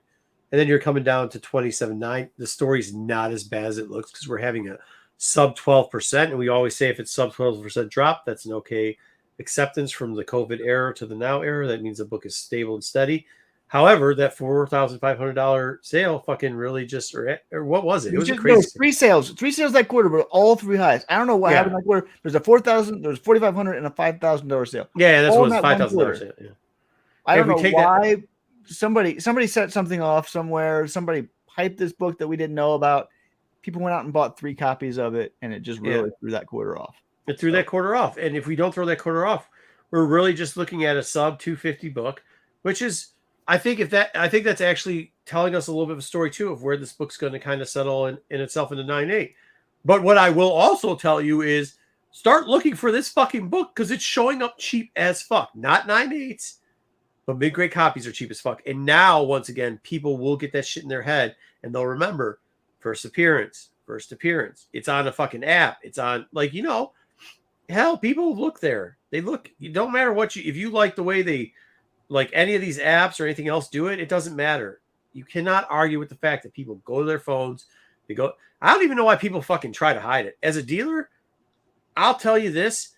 If you're a dealer and you're complaining that somebody's opening up an app to look at a fucking book or a list, you're doing it wrong. But I know because you guys see me, I'm not just doing my own. I a lot of times help other dealers at cons, multiple dealers. Not one dealer that I help or work with fucking complains about people opening up their phones and looking at a key collector, go collect. What's the other one? What's the one we use? The one where any of them. Let's just say any of them. And actually, for years that was been the negotiation tactic. Maybe not key collector, or go collect was the second one, but like go collect was a little bit more, has a little bit more legitimacy to it.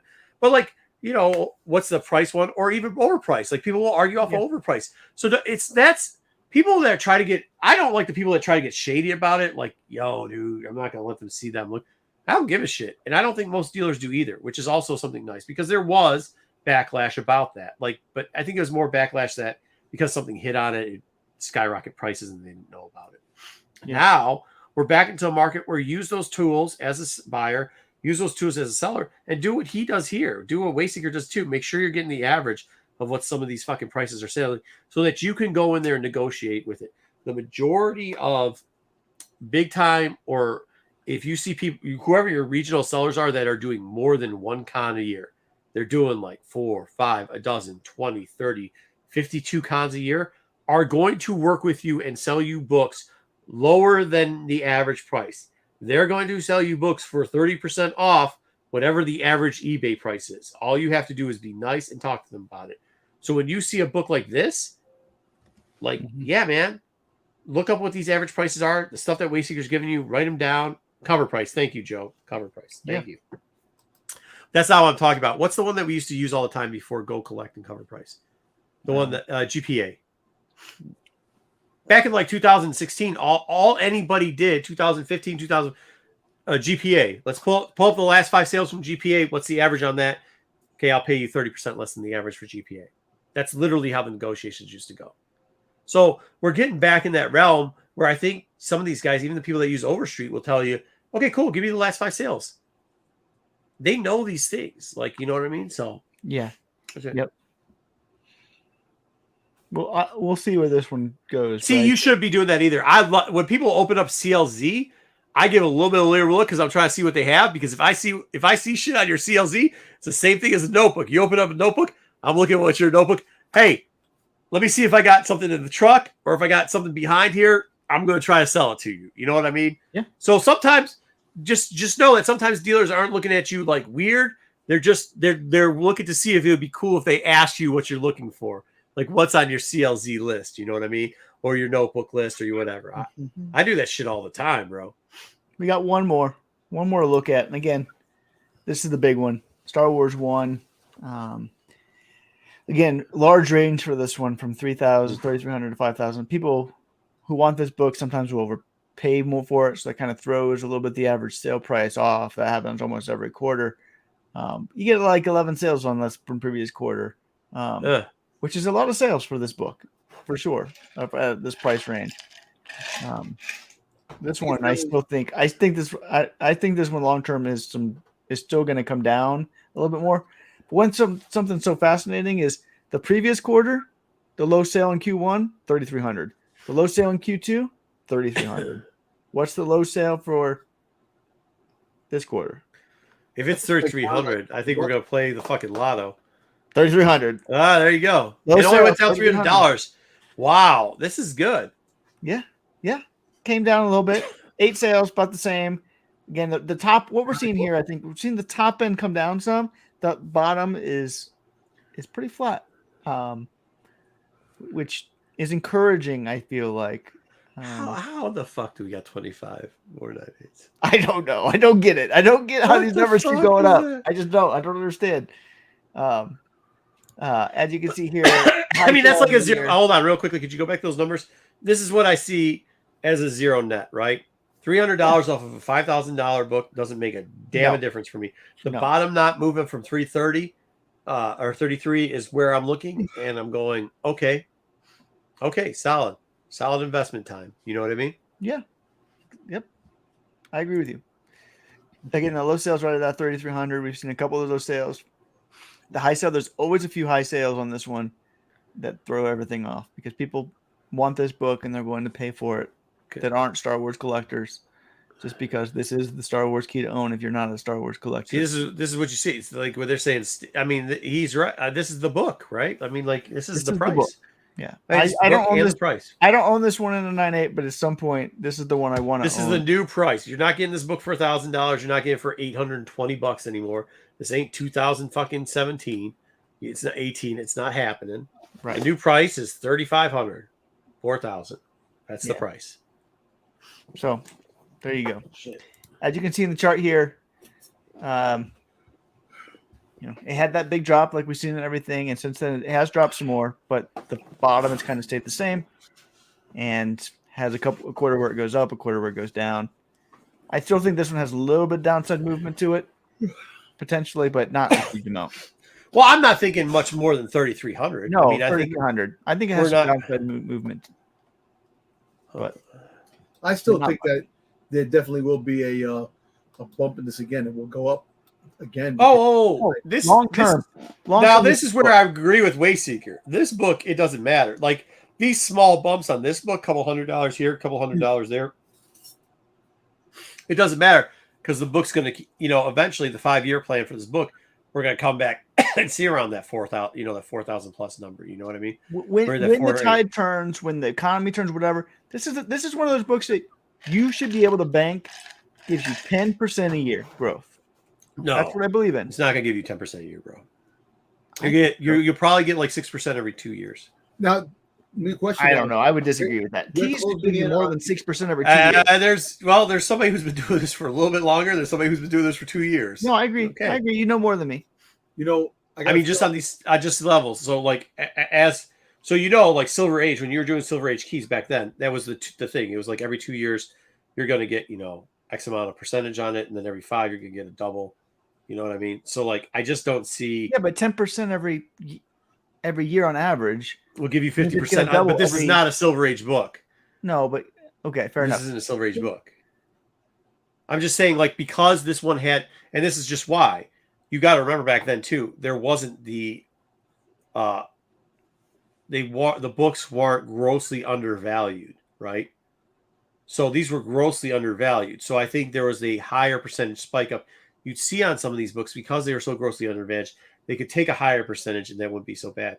Now that these are course correcting because they ballooned so much during the pandemic, now we're having the price come down, obviously, but it's not coming down to those lows where they're grossly undervalued and you're seeing bigger pops because of an investment thing or a pump, or not a pump and dump, just like somebody reminding people the book exists. People know, there's more people knowing these books exist now. So, and there's more graded, obviously, and they're more accessible. So I don't think you're going to see like this book. I don't know what the numbers actually were back in 2018, but I'm willing to bet, what was this, 496 9/8 right now? I bet you the number was closer to 200. Yeah. So you're going to have a higher percentage sale year over year. That's all I'm saying. I tell you what, closing in on the 50th. But prove me wrong, please do, because I would love to make a shit ton of money, 50% every 2 years on this fucking book. Well, listen, that's not 10% a year means it's going to double every 7 to 8 years. 7 years. Yeah, 7 years. Go ahead. The 50th anniversary, she'll be here, and then she'll get a bump with the 50th anniversary coming soon. I don't think that matters for this. I think it does. I think it does. I think this is a book. This is a book that non-Star Wars collectors pick up because they believe in one book for Star Wars. This is the one. This is the one book, and this is why I'll always have. This is why when we figure out where the plateau is, this book is going to have gains year over year. That's the one thing me and Wayseeker agree on. The percentages may differ, but like when we figure where this plateau is, we're going to have year over year gains on it. Yep. Yeah. So here we got the 10-year. Wow, we should really fucking. This is where we did see a big drop this quarter again. Overall, because a couple of the books like Jedi and Sith and Ventress and a couple did take some hits. The bigger books, Star Wars 2 took another hit. Year over year. I was about to say the same thing, Jerome. We're doing a little bit too much. I didn't know we got on the fucking finance channel for fucking comic books. Give him the bell. Give him the bell. He gets it. He gets the bell. Cole, I'm sorry. I know you want to get through this, but give him the fucking bell. Dude, that's fucking amazing, Jerome. You deserve it. Ring the bell! All right, go ahead. Year over year, we're down 24%. It'll be nice to see. We'll do it again. We'll do year over year next time because we'll do the whole, as we said, how did we do for 2023? And I don't think that won't be so bad, but it still will be down because we. Yeah, but if we could get it under that 12%, which I think we can, which I really do think we can, if we can get it under that 12%, I think that's solid, right? We're going to take it. We're going to take the L. We are going to take the L on these. But if we can cut that, because honestly, if you go from the quarter two, if you went to quarter two to now, you're taking over a 50% loss. Like, bro, you just so if we could cut that loss percentage in half again, do know that's a good sign. Like we're giving you the big picture, right? We break it down to small little portions. We're giving you the overall picture. So as the year goes by, the next year, if we're getting down 12%, that means we're having a positive turn someplace, right? And I mean, Marco talked about the economy does make a difference. Marco talked about, on Wednesday night. I know. Strikes are making a difference. Strikes are making a difference. Inflation's making a difference. But these are temporary parts, too. So if you're losing 12% with the economy, with the strikes year over year, that is pretty encouraging. Yeah, I mean, they're giving more manufacturing layoffs are coming. They just announced they're having more manufacturing. When we talk strikes, we're talking manufacturing strikes, not fucking writer strikes. No, we're talking about the ones. Talking about manufacturing strikes. People that actually buy books from eBay, people who actually buy books from floors, from comic book stores. Yeah, they're tightening up right now. Yeah. And with that, we're going to see what's happening. That could really fuck up next quarter. It could. We'll see. Yeah. But if it doesn't, if the percentage doesn't go up, the negative percentage goes. If the negative percentage goes down to about 12% next quarter, with all that, what Wayseeker's saying, I know, dude. One random victory just fucking really got us, dude. We are watching Business Insider at this fucking point. I don't look. Hey. Wayseeker loves this shit. Wayseeker loves this shit. This is how Wayseeker DM'd me, starting asking questions about this shit, and I'm like, yeah, sure. And this is what our conversations were. This is why he's on the show, because our conversation. He's like, hey man, can I ask you some questions? I'm like, sheesh. You know me, dude. Like, whatever people portray me, the one thing I will do is help you out, right? As long as you're a halfway decent human being.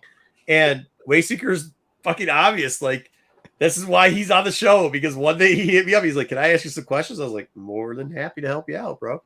He doesn't listen to me all the time, which is his fault. He'd be more successful if he did. But we turned it into watching the Business Insider show, and he's doing all right. There you go. It's only once every 3 months, Yeah, here we go. We don't do it very often. Dom gets bored on it because we can't tell him like pump it up, but like the rest of us, You know we what? want to see our profiles. At the end of the day, some of these books, I do need a Star Wars #1. Go figure. I don't have a Star Wars #1, even a raw copy. Oh, Raw? I had about 5 of them years ago, and I actually when I got rid of my first time when I got rid of my books, like the first time I got rid of them, and I've been trying to get another copy since. I've been trying to actually get in. I don't want a regular raw copy. I want a graded. I want a 9.8. I have a raw, but until I get a 9.8, I'm happy to have a raw. You can always sell my raw. I just get a 9.8. I'll take a 9.6. Like I do 9.6 all day long. So that's one of the books where I feel like if you're going in it, you need to get the 9. The difference between the 9.8 and the 9.6 is massive. And It's all the books just about. And it only is growing. Hold on though. I had this conversation. We should leave this for the fucking next week in TAC where we don't have. Well, we should go on where Pete's gone to Disney World. But like this is an argument I get in with Sean. We were literally fishing 2 weeks ago. This argument is the one I get in with him the fucking most. Don't talk to me about the gap in between 9.6s and 9.8s because it's not 2018 until it gets back to that fucking point. I don't want to hear it. Dude, that gap was so fucking pathetic. People were literally just taking 9.6s and we saw it at cons and they throw it. Like they come and pick up their shit from on-site grading and be like, oh, fuck this. And just get so upset and pissed off they were getting 9.6 because you couldn't sell it for but a fraction. You could sell raw copies for some books better than you could sell a 9.6. Believe that happened. Yeah. That happened. Okay. So when people are like, well, there's a gap between 9.6 and 9.8. Okay. And yeah, but for Star Wars 1 is a little bit different. I mean, you're talking 4,000 to about 1,000. That's the gap for Star Wars 1. Even in Star Wars 1, it used to be $8,000 to $140, bro. That's crazy. I'd be buying up all those 140s and cracking them, selling them raw. Whatever the raw price was, that's kind of what 9.6s were going for. That's crazy, man. It's just crazy that I know it's not. I was over exaggerating with the 140, but you know what I mean. The difference between the 9.8s and 9.6s is ridiculous. That a 9.6 should definitely have a lot more value than it does. I don't agree with that. I don't agree with that at all. I think they're still overvalued right now. You're dumb. I think modern 9.6s are overvalued. I do not think Silver Age 9.6s are overvalued. So Silver Age 9.6 is a different story, right? Like. Especially keys, not like Star Wars printing bronze 1,000 copies. Well, but Silver Age, no, dude, fucking Silver Age sweet spot of 6.0s. It's just shit like that. We could talk about Silver Age some other time. That's a whole different marketplace. I'm talking bronze. Like you got to remember the bronze market probably for the longest time, and copper too. Like people weren't grading that many bronze and copper books because it wasn't worth it. Yeah. Remember, that was still modern tier, right? Like the newest stuff should be old 9.8s. If you're gonna get a new stuff, it's 9.8. No, anything modern. If you're not getting a 9.8, yeah, exactly. I mean, unless it's like a super rare variant, like the Matina, something like that. There's a couple outliners because that when you might not be able to pay $2,000 for 9.8, so you might 9.6 might be the only thing you can pay. Yeah, because $2,000 is outside of a lot of people's budget. The next Thrawn book comes up, they do a Matina 1. You know that Thrawn 1 book's going to go up from Matina. No, but I mean, like, if you look at... I'll be right back. Like, think about this. Think about, like, when even Overstreet was doing their bronze list and their modern list. Their modern, I think, was only, like... When did that thing start? I can't remember, but it wasn't that... And, like, the bronze list was only, like, 5 books, I think, and now it got up to... Now I think they do 20 books, then it was 10 or some shit. You know what I mean? And they're like, same thing. Then they do the break off of romance and everything else. So you see, like, you've seen these changes, and some of them are going back. So 9.6s are never going to be that fucking cheap again. They just aren't. But, like, should they be? I mean, what's the percentage? I think it goes age by age and piece by piece, obviously. And I'm obviously not talking about Silver Age. But like, I've seen. I mean, should a 9.6 be out? A 9.6 is still near mint, right? So should it really be 1/3 the price of fucking a 9.8? Yeah, I'm thinking if a 9.8 is $2,000, right? Why should the 9.6 be $600? No, that's what I'm saying. That's a huge friggin' and what the blood. All right, I know there's color rubbings and I know stuff, but really, if you look at a 9.8, some 9.8s don't even look 9.8s. That's the thing. Oh Sometimes. no, there's some 9/8s that clearly aren't 9/8s. Yeah. At least back in the day when fucking CGC would fuck up your book, they'd still give you the grade the book was before it got fucked up. Yeah. Now they don't quite do that so much anymore. But like, yeah, I mean, I hear you. I mean, it would be easy. I mean, that's why all of it's subjective, right? It would be very easy if you could just do a point is worth a Silver Age key point is worth X amount of dollars, you know. But there is demand for a market on some of the stuff, and sometimes, like Wayseeker says, people get excited. Dom, you've overpaid for a ton of fucking books. You know what I mean? Like Wayseeker's overpaid for some too. I mean, I can't say that I haven't overpaid for a book. I bet you there's a book or two that I've overpaid for. I've gotten very lucky, but you know what I mean? Like, so somebody's going to make a little higher payment on something. The 9.6 market, not thinking it should be like 20% of a 9.8. That's just absolutely fucking absurd. I'm not saying it should be, you know, 10% more than a fucking raw book. That's also fucking stupid. Yeah. But like, it definitely shouldn't be, you know, at points there was, during the pandemic, there were some fucking books. I think we were selling, it was less than 10% a 9.6 was getting us from a 9.8. Like, what the fuck? It's crazy. Like, that's the dumbest shit ever. The dumbest shit. And now I get to hear complaints about, oh, the 9.6. Dude, it's still, you know, still some books there in the modern era, you can get 60 to 80% off of a 9.8. Like, what are you, dude? That's like the dudes that are like, back in my day, gas was fucking $1. Yeah, it's not the same of mine, but you know how much they're paying me? $3.15. That's how much I was making a fucking hour. That ain't how much I make an hour anymore. And gas ain't a fucking dollar anymore. You know what I mean? So I remember wearing a pair of shoes in the entire block. The entire block with the same pair of shoes. And shit like that. You know, that's not what I'm saying. I know what you're saying. What I'm saying is like, we got to put everything in time of relevance, right? Like, yeah, shit, man. Like, we now have a new, you know, that push from the pandemic. We know that a lot of that shit, there was a lot of shady shit going on. Okay? There just was. If anybody says that there was not shady bullshit going on during the pandemic, it was. You're a fucking liar. Okay? There's a lot of shady bullshit going on. On top of that, there was a lot of just dumb motherfuckers. There was. But some of the things that came out of that increase in amount of people who are truly interested and educated in the comic market and want to see this thing function. We didn't lose. It wasn't rainy day. Everybody didn't fucking leave. We're seeing that, including with the strikes and everything else, and us still having gains in certain areas. Okay? Is there still some shit, Dom? And I'm not picking on you, but you say some words sometimes, and behind the scenes, we're always telling you, Dom, that's not a fucking thing. Like, that's somebody trying to pyramid scheme you or scam you. Like, it's the key words for that shit. First cover appearance. It's not a fucking thing. That's not a fucking thing. That's not something that drives up the price, dude. Long term, it doesn't do it, man. It never has and never will. Is it a thing? Is there a first cover appearance? Sure. But that's first cover appearance just means it's a first cover appearance so you can collect it. It doesn't mean that drives the price, especially on larger prints, right? Print run. Like, the history of print run is so fucking funny. And it's boring, more boring than what did this guy say? We just gave the fucking Business Insider report. Yeah. Print run is the most boringest shit you will ever fucking, like, if you start talking print run, like the actual print run, the factual print run, shit, we did something about this. Me and Eric kind of did one of these on the, what was that, back issues we used to do. We did a lot of stuff on that stuff. And, you know, I mean, people get butthurt.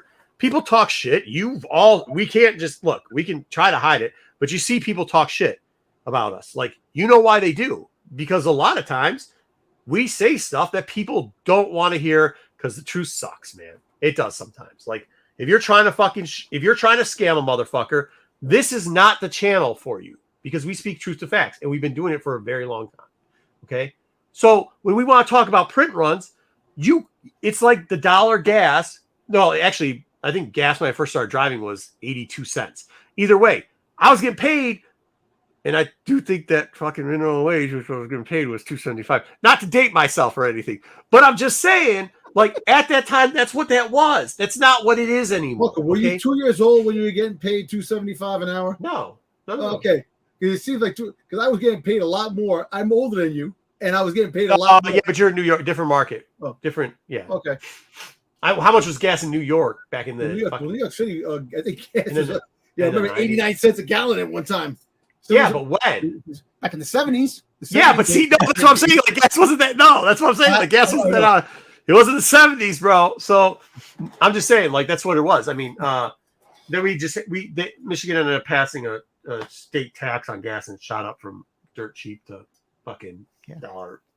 You know, look, I know. Look, there's a lot of crazy stuff in the comic market, and like you said, in the pandemic, there was a lot of shady shit, a lot of scams, a lot of people got taken for overpaid books, overpaid prices for everything. It was in every market too. This isn't just comics. Toys, NFT. You see a lot of, like, it's funny that the guy said the terminology of Business Insider, but like, you have to remember, there's some people that literally came from writing those short penny stock things, and they use that same format to try to create comic stuff.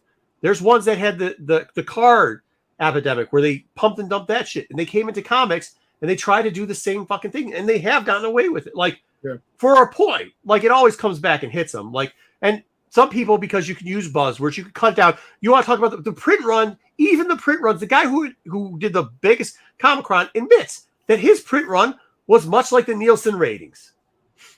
Okay. He took a sample size and expanded it. That's what he did.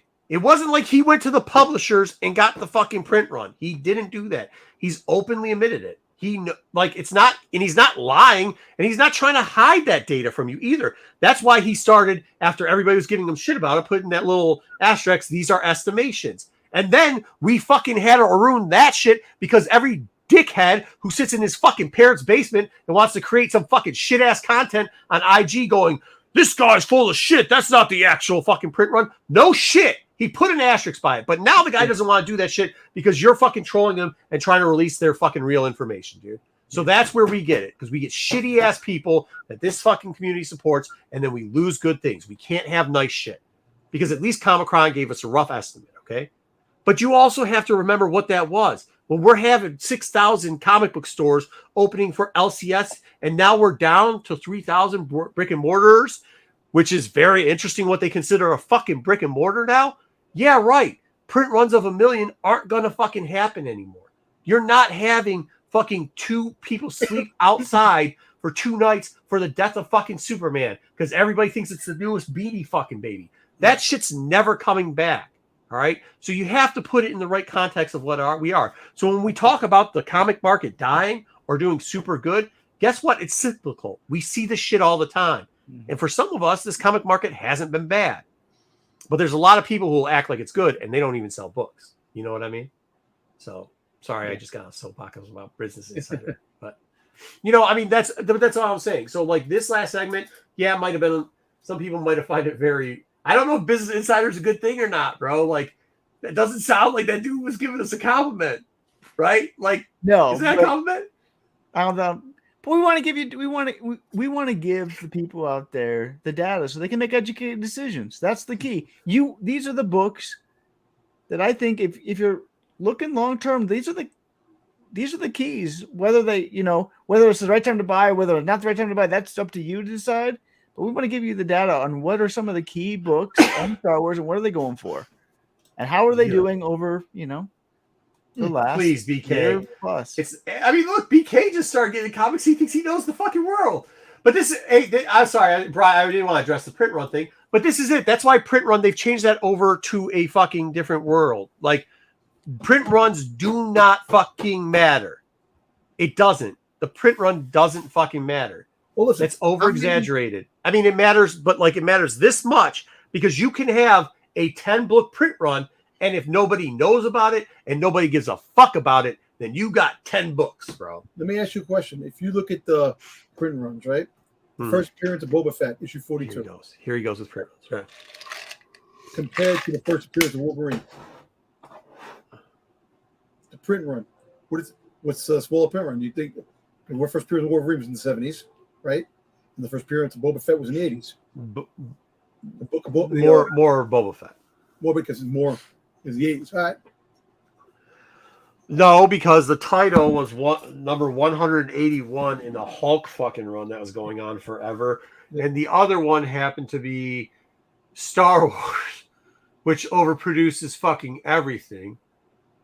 And that character title of 42, by the time it came out, he wasn't a niche character anymore. He was already a popular fucking character by the time in the 80s, so people were expecting him to come out. Where Wolverine was a newer character. 80 was actually the book anyways. I mean, but it doesn't, the point is, it doesn't fucking matter, Dom. It doesn't matter. The print run doesn't matter. It matters the demand. Is there a bigger demand for Boba Fett or is there a bigger demand for Wolverine? There's a bigger demand for Wolverine. Mm-hmm. It just is. More popular. More people can get behind him. So if both had a print run of fucking 2, it wouldn't fucking matter. The Wolverine book is going to be worth more. 180, well, 81, is going to be worth more. It just is. So when you say print run, you're asking about print run. I'm asking what character is more popular. Because who gives a shit about print runs? Like, that's what I'm saying. Like, you've been conditioned to this mindset that you actually think a print run matters. It doesn't matter if they tell you they're only doing a 500 print run on a publisher that makes you order 3,500 copies. Who cares that it's a 500 print run? Who cares? I'm not saying anybody in general. This is hypothetical. I'm not calling anybody out. But who gives a shit? Do you got 500 fucking clowns that are going to buy that shit? Because if not, you're going to be on fucking whatnot trying to dollar bid up or dollar an hour or whatever the fuck they say there. Sounds like a fucking massage parlor hookers are at. But you know what I mean? Like, who gives a shit about the print run? Like, it's negligible. It's only about how many copies are available for sale at a price you're willing to fucking pay. That's all that matters. I know I said 180 cough cough. Get the fuck out of here. You heard me, Sticks. 180 cough cough.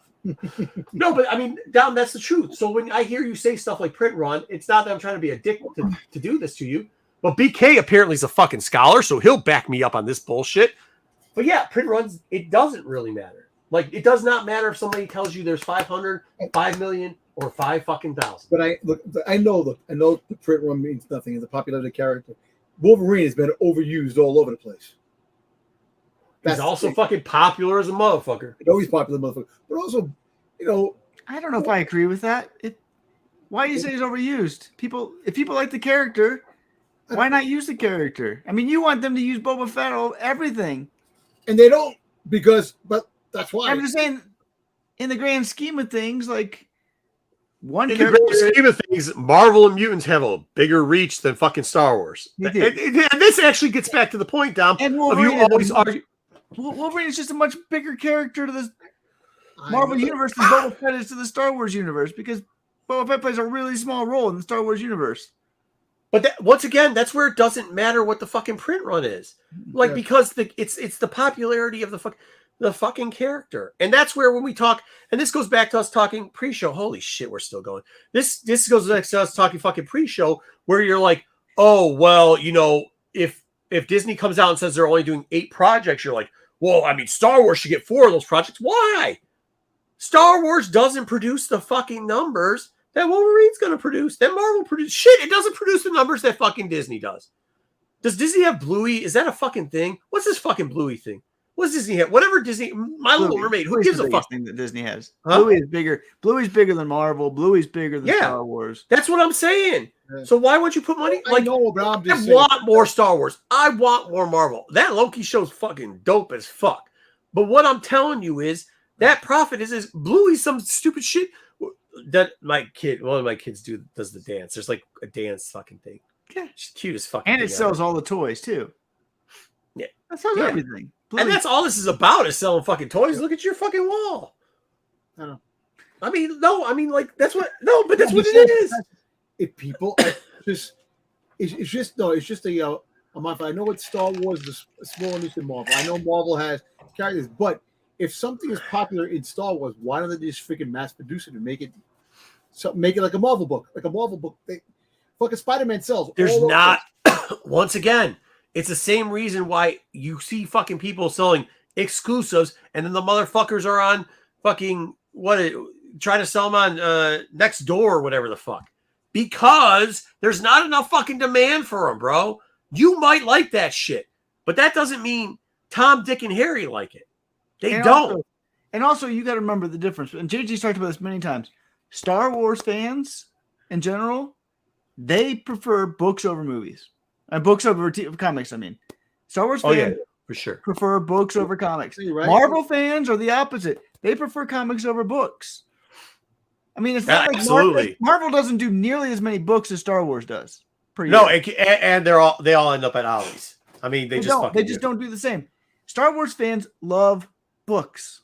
They just do. Mm-hmm. And the best writers are always doing books. In books. You're right. It's just a different world out there where I know you don't read all the books anymore, and you should. It doesn't make sense to me. Well, you should, but it's tough. Anymore. I mean, I get it. It's hard. It takes time. I get that, but they're good.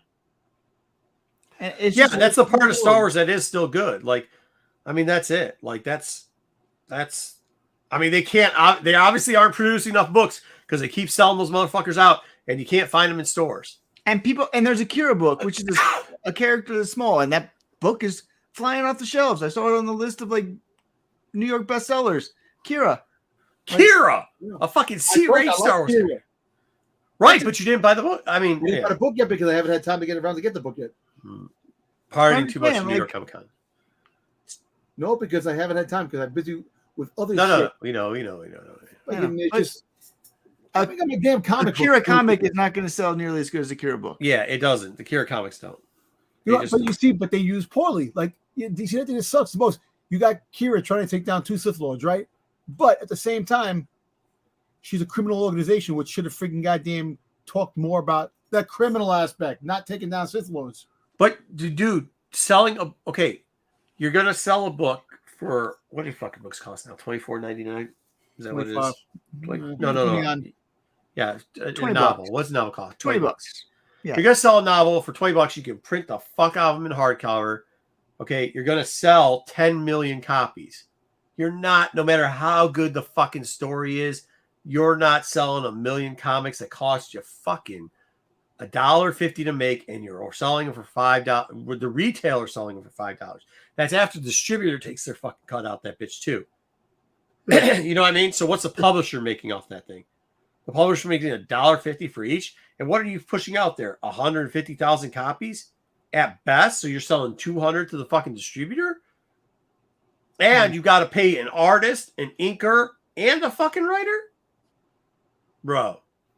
You only got to pay the cover artist, motherfucker, who's hoping that they do it. If you do a extra dust jacket, you pay per dust jacket, which isn't that fucking much. And apparently, certain people like Charlie fucking Soul don't fucking look over the dust jacket to know what the fucking characters look like.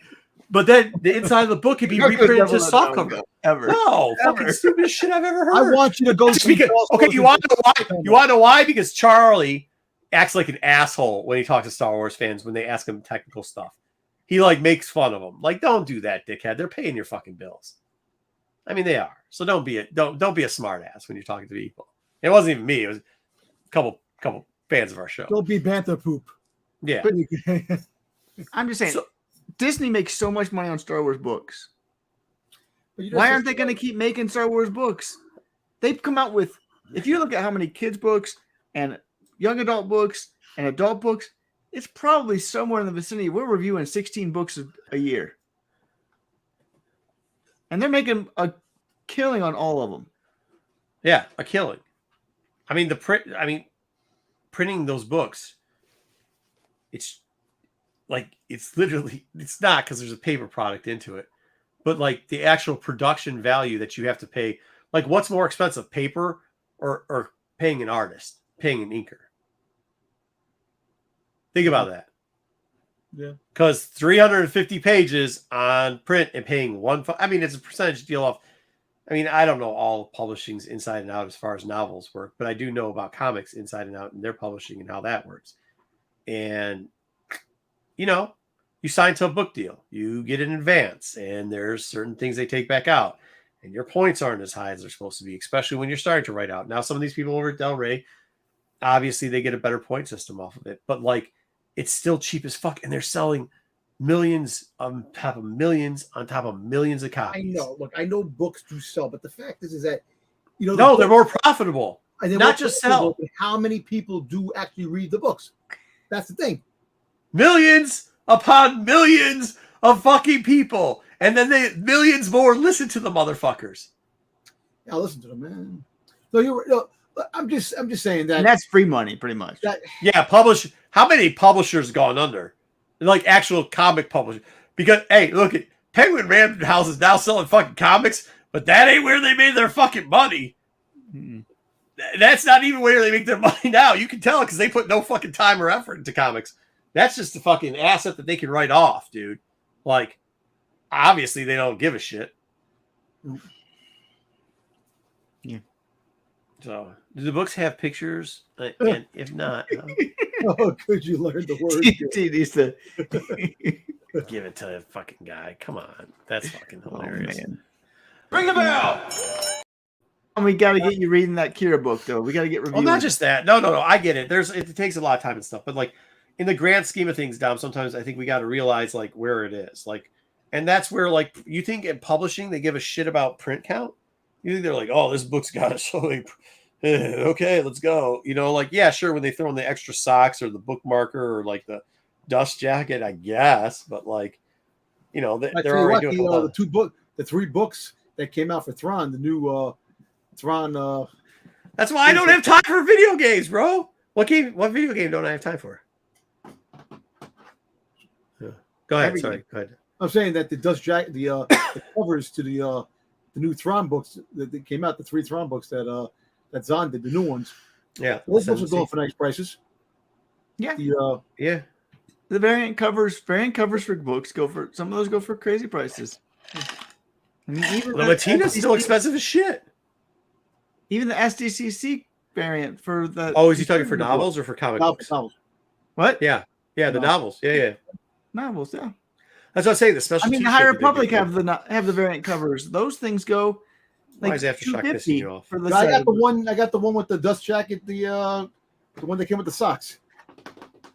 Oh yeah. I don't know which one did that. That's the one that's the book that's got fucking what's his name on it? Yeah. That dickhead Soul was an asshole to one of our viewers because they said, "Hey man, can I ask you a question? Why is he on the cover right here?" And then he looks completely different in the first book, in the annual.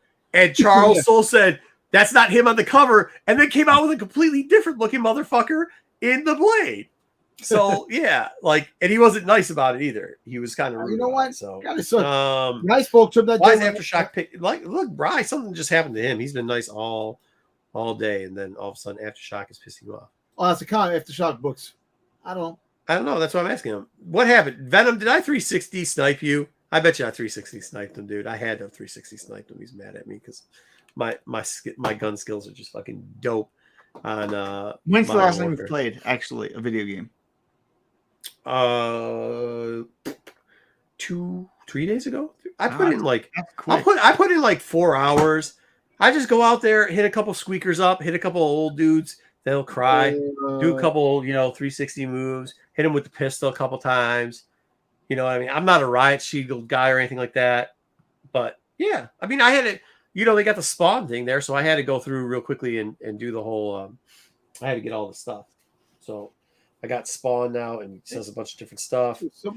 Somebody got is that Star Wars related to Duke #1 already? What?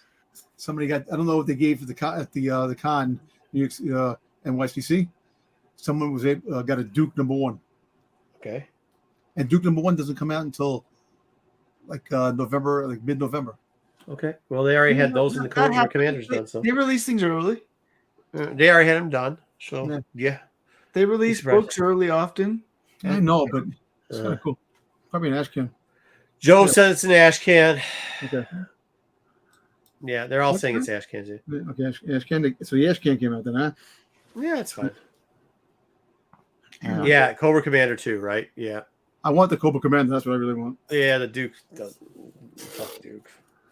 But look, I remember back in the day with the novel. I know the novel was really good. They had really good novels back in the day. I know there's some novels now, but I think back in the day, a lot more novels were great compared to now.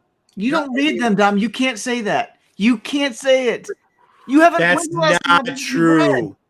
That is not true. And I enjoy a lot of the old novels. But I'll be honest, a lot of them are either similar. Well, I think there's less shit novels. Like back in the day, and Del Rey still does them, so it's all the same publisher, and they do have a high standard. But I would say like 1 out of every 3 novels was going to be shit in Star Wars land, especially towards the end. Well, in the mid range. But now maybe 1 out of every 10 is not so great. Yeah, it's less than that, but 1 out of every 8. Yeah, it's probably 1 in 5. But the High Republic has really jumped that up to maybe like 1 in 10. But then you can also get Luke and Leia on their honeymoon. Hey, what's up, dude? Whatever that shotgun thing is, that thing's pissing me off in that game. They got to fix that fucking thing. That thing is just stupid. Every little fucking anybody who can't fucking play and shoot properly, shooting fucking 300 yards with a fucking shotgun, fucking knocking you. Get the fuck out of here with that shit. Yeah, and you still got George Mann writing books, so 1 in 10 is pretty generous when you got George Mann. Well, yeah, George Mann in Ireland, but then and all the other books you got that Luke and Leia honey, or you got that the Leia and that Leia thing. Book. That was like 12 books ago, though, bro. I know, I'm just saying, but still. So maybe it's 1 in every 8. Either way, it's a lot better than it used to. Yeah, but Tom, you can't say that until you read the books. That's the thing. You can't say the books were better then. Well, you don't read them. You can only say that if you read them. The ones I read growing up, the Heralds of the Empire, which I love that Timothy Zahn book. Those books. Yeah, but everybody loves that. Everybody says that they love that, but when they read the new Thrawn series, everybody who read the new Thrawn series, I don't know one person except for Jedi. I don't know if Jedi read the new Thrawn series really though. I think he read the second one, not the first one. Anyways, besides Jedi, everybody else has said that like that second Thrawn series is great. Like it's better than the first, and it is. And so, I mean, Dom, you just got to read the books. I completely would respect your opinion. If you read the books, if you're like, I read this book, I don't think it's as good. Look, I know I made a wrong mark on that, but the fact is, I remember when I read the books, I enjoy. Right now, I'm lucky. I'm reading the comics. You know, I'm not getting. I don't have. He doesn't have time. He is busy. We do know that. And I remember back in the day when I didn't really have a care in the world, I would grab the novel, sit down, read it. Yeah, but see, it's just now. But see, Dom, that's the difference between nostalgia of being a child, and being an adult. You know what I mean? Like depending on how your childhood goes. I mean, we all had great points. Like we all had that Christmas we remember. You know what I mean? No matter what it was. Like we all have that, right? But you got to realize there's a reason why you had that because it was a different time, different situation. Fuck, man, I want gas to be 89 cents again, but this shit ain't being 89 cents again. But then again, I don't want to be cleaning chicken troughs for fucking $2.75, and I ain't gonna be cleaning chicken troughs ever again for $2.75. So like. You know what I mean? Not everything was great like that. We do remember the good points because we have a tendency to push the bad ones outside of our head. So you glorify what happened back then. Oh, those novels were the best. But that's just because you were finding something brand fucking new. It wasn't back earlier. It was back in the mid 90s to 2000s. That's when I was reading a lot more of the novels, reading everything. The only thing they had, Star Wars was so dead back then. No, if it wasn't for the novels, Star Wars would have not existed. Yeah. And another thing too is when I first moved to my home in the Bronx, I didn't have a TV for 3 years. But you see what I'm saying? It's the brightest point. It's the bright. You didn't have this wall of shit behind you that you have now. And I say shit in a loving manner, not as crap. But like, you didn't have all this stuff. So like Knowles, and it's like the one thing, bro. Like, if you only got one toy during Christmas, no matter how shitty that toy is, like, dude, you know what game I love on Nintendo? Master Blaster. You know how shitty that game is? I know it is. That game's dog shit. You know why I love it? Because it was the first Nintendo game I got and the only Nintendo game I got.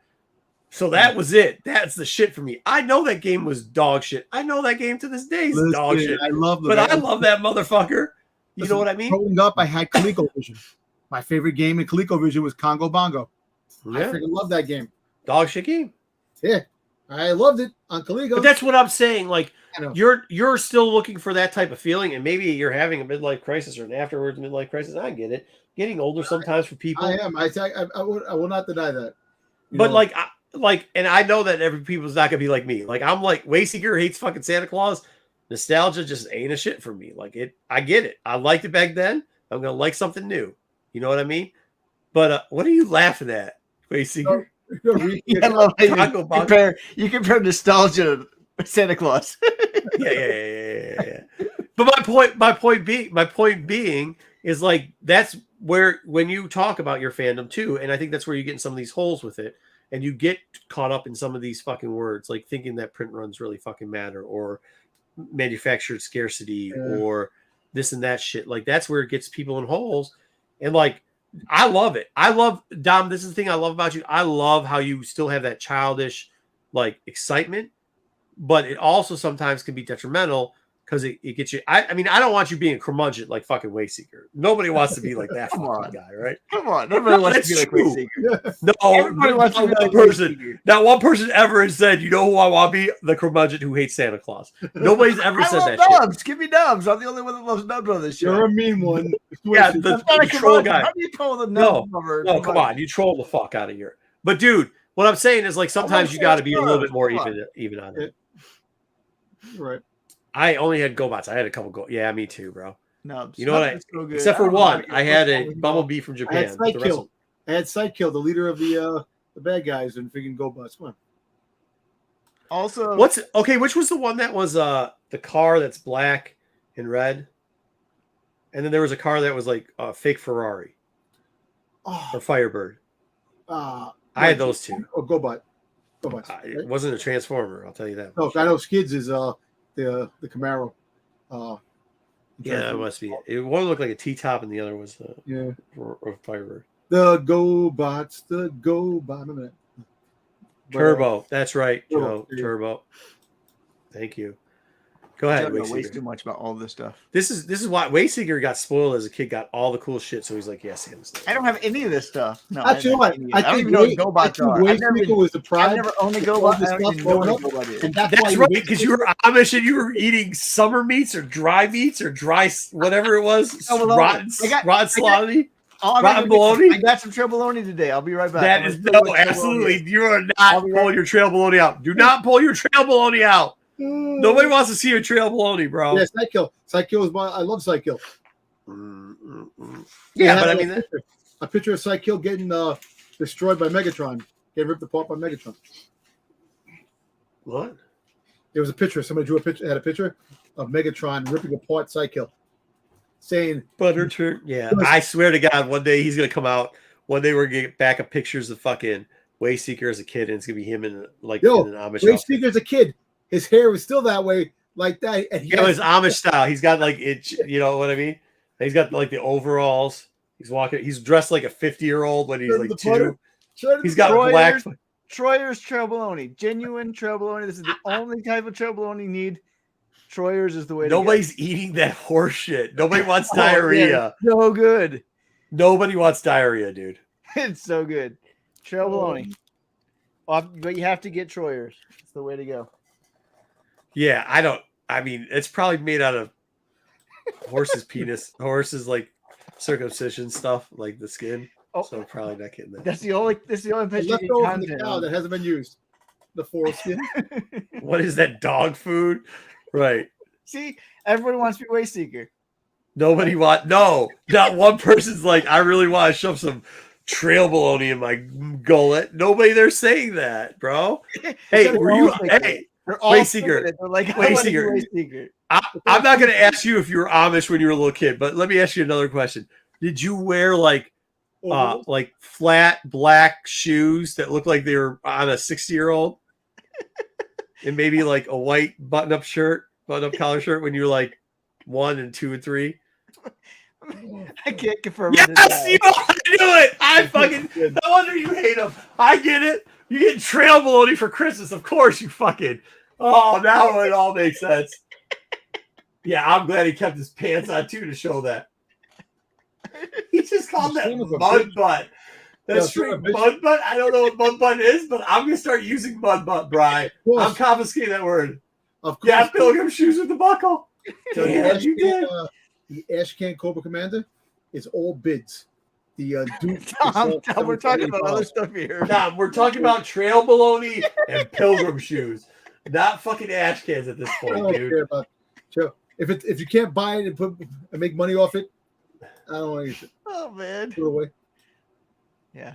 Everybody wants to be Wayseeker. Don't listen. Not one person.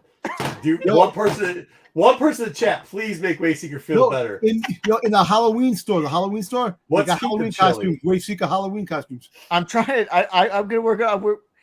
I got my wife to work on my Halloween costume. We'll see What's if we can Kingdom pull it Chili? off. So I don't we'll understand see. what Kingdom Chili is. But I will. Does anybody know what that is? No. I'm not gonna look it up though. I'm definitely not looking up anything anybody's putting in chat right now. I'm telling you that shit right off the bat. We're not looking up fried meat bologna or whatever the fucking shit he has in his head. I think he's just trying to get us to get. Oopsie, sorry. Yeah, He's got his stand aside. Hey. What we got now? What are we showing? Santa Star. Show your Santa Stars tattoo. Yeah, Yo, right. he has it in his back. He has with the on trainer stamp. Yeah, for sure. For sure. I got it. Maybe I'll gotta find Santa. I'm not getting Santa Star tattoo. Can't do it. You good? Maybe all Nubs. right, cool. Maybe Nubs, but not Santa Star. Mudbutt is so. Oh, Mudbutt's something he said. I'm okay with that. Mudbutt's good. Kingdom Chili though, is that part of the Mudbutt skit? You good, Wayseeker? No, I think he's just saying cake. I think he's saying chill. Oh, what chill said Wayseeker. I think they were just making fun of my show. Oh, Kingdom Chill. He said chill. I don't know. Chill. Oh, yeah, maybe that's what they're doing. Oh, sorry, my eyes are. If you saw, I was putting eye drops in. My allergies have been killing me. I was supposed to be on the Grumpy Old Show. I couldn't make it because of the. All right, let's get out of here. Wayseeker's getting paged. They heard him talking about trail bologna and my dog actually heard me talking about trail bologna and came down and wanted to eat some of it. it is so. it is dog food. Who called that? Who the fuck called that? True story. God, Bruce. I had to turn my camera off because the dog came in trying to get my trail bologna. Yeah. All I know is the hunt is on. That's all I know. The what? For The trail hunt is bologna? on. My dog knows what's good food. That's all I can say. No, all right. We gone way too long with this bullshit. All All right. celebrations. All I'm right, here we go. handsome. I'm ruggedly handsome. Bet you that dude eats trail bologna. Sure. Wait, you For forgot sure. the other one. Oh, yeah. No, it's gone. It's been erased. Thrawn would just be such a bad sexual lover. God, we get some good clips in the show. All right, hey, make sure you check out all the great content on Renovision, where content creators come to create content. We've got, obviously, Monday, we've got shows. Tuesday, we do 2. Wednesday's tag. Wednesday shows also. Oh, yeah, tax on Wednesday. That's good. So It's about every day. Make of the sure you week. check got out shows TAC. for you that fit your budget needs. Whatever you need.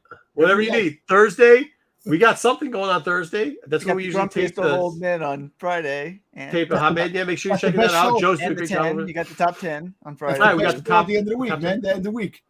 Top 10, and then that goes into like grumpier old men. Joe's doing a great job with his I'm trying to lie because I don't watch We that should show either. definitely on Grumpy Old Men. But check rank it out. I hear all Joe. the I hear you different guys are types doing a of great job over there. Whatever Well, it's you guys. called Get Off My Lawn collecting show, not Grumpy Old Men. When you want to rate My bad. all the top balonies, make sure you give me a call. I'll be happy to jump on the show. Back in the We day, did spices used to one be time, we bologna, almost- spicy bologna. We almost shut the channel down. We did rank spices for those people that don't know attack. That almost broke this channel. It almost broke the channel. We have another weird. By the way, we're gonna have another topic because we don't like people watching this show or this channel at all. Tack is gonna have another off the wall topic. It's gonna be something very niche. Only like 10 people are gonna actually really give a fuck and want to watch it. But we're gonna do it anyways on Tuesday. What day do we do that? Wednesday. Wednesday. On Wednesday. Okay. Thursday we tape the top 10 to be put on Friday. What's your Grumpiest of old men. We're calling it grumpiest of old men is there on Friday right after it. Well, first you have three. You have the Monday. You start off with Brucifer. But that's not on this channel. I know, but I'm just saying. But then Monday starts that. Monday Sunday starts is- He is a content creator that came over here to create He came content. over- So here we go. exactly. He's under the revision. I don't know, but I'm just saying. So you So start off go with watch Brucifer, Go watch and then Bruce come over Buffer, here and also watch what Pete's doing. whatever Also Pete's. What are we doing? He does, Dollar bin digging or No, or Darwin's on Ghost, Thursday. Chasing Ghosts. chasing ghosts? We get tough to find. Was it Or hard to find books? Hidden Gems. Hidden Gems. Hidden thing. Gems. Whatever. You Tuesday. guys all watch all those shows anyways. Just watch the show that's on Monday. Yeah. Then watch the show that's on Tuesday. And then watch them all. Then watch Yeah, Tack. watch We Bruce can Buffer. actually make up a show on Thursday. Don't worry about it. We'll do it. No, Brucifer No. probably got something that he plays into it. Yeah. We do not need any more shows on Thursday. Yes, we We have do. plenty of content on Thursday. We need the Wayseeker show. or Dom's Nobody, We nobody definitely don't needs need that. How about Thursday nights? Domspiracies. There you go. That was not the pinnacle of content. That thing was fucking horrible. You're horrible. I bet y'all have. No, not this. What are you talking about? Wayseeker's show would be Tea Time with Dom! Wayseeker. Dom, can I ask you a question? How do you not, like, you're in the middle of saying something about your toys, and we put up a comment below that has nothing to do with the toys, and you fucking catch on to it. But when we're talking, we're putting up comments at the end and highlighting them and responding to them, you have no fucking clue that there's content or comments down there. How the fuck? How? What? That's what I'm asking you. I don't know, man. I figured it's like you have a dog walking, goes, follow, look at the squirrel. Squirrel, where? And you walk. All right, so then we got that on Friday. Saturday, SNS, last SNS was off the hook. Kyle got suspended for eating trail bologna on the New York Comic Con floor and then taking a dump. So, I mean, if you didn't check it out, make sure you go check out SNS last week, just last night. And we then just found out that he did it. It was it really it's true. Yeah. Trail Bologna Thursdays. We're doing it. Yeah, Trail Bologna Thursdays. And then Sunday. That's And today, then back right? here on Sunday. We might be reviewing Like I said, We might be reviewing a book next week. It depends on if we can get Dom to actually buy the book and read it. listen, I don't gotta- worry. The month of Domtober is still rolling on. Watch this week. I'll have another great giveaway. Kyle didn't make the trail bologna. Kyle made the trail bologna. Oh. Well, how is trail bologna made? Peanut butter and what? Bro, I don't know. No, absolutely not. Dirt water? No, stop. Oh man, you're making fun of the Amish. The Amish is the one that make it. You can't make fun of the Amish, Dom. I'm not making fun Bro, of bro, dirt water. bro. I've been through Amish country, bro. You can make fun of the Amish. I'd rather be in Amish country right now than New York City right now. It's quiet. You don't have to worry about internet. You don't have to worry about none of that stuff. It's not nearly as quiet as you think it is. 'Cause people It's come not all as over. quiet as you think it is. And I'm not going to be smudged the fucking lonely, mentally, the Amish people. I'm not going to do it. Plus, that's how I get my chicken. So I'm definitely not doing it. And peanut butters is used to check dogs. Okay, Yeah. all right. So check out all the fine content here. Check out Brucifer. I don't know, man. You guys are doing a great job. You guys over at Grumpy Old Men, great stuff out of you guys. SNS is hitting on all wheels. All the shows are doing good. But we have some really great stuff coming along in the next few weeks. So You do? Yeah. Well, good. Maybe I'll tune in. You got Marco's gonna be tuning in. He's gonna be coming to you for content. It's gonna be great. Yeah, it'll be great. yeah, We're gonna steal your stuff for once. Instead of everybody wants to come on the show to see you. Whoa. What happened? Uh-oh. What happened? Hey, don't say that. Don't say that to our old channel members because then other people will think we're talking about them.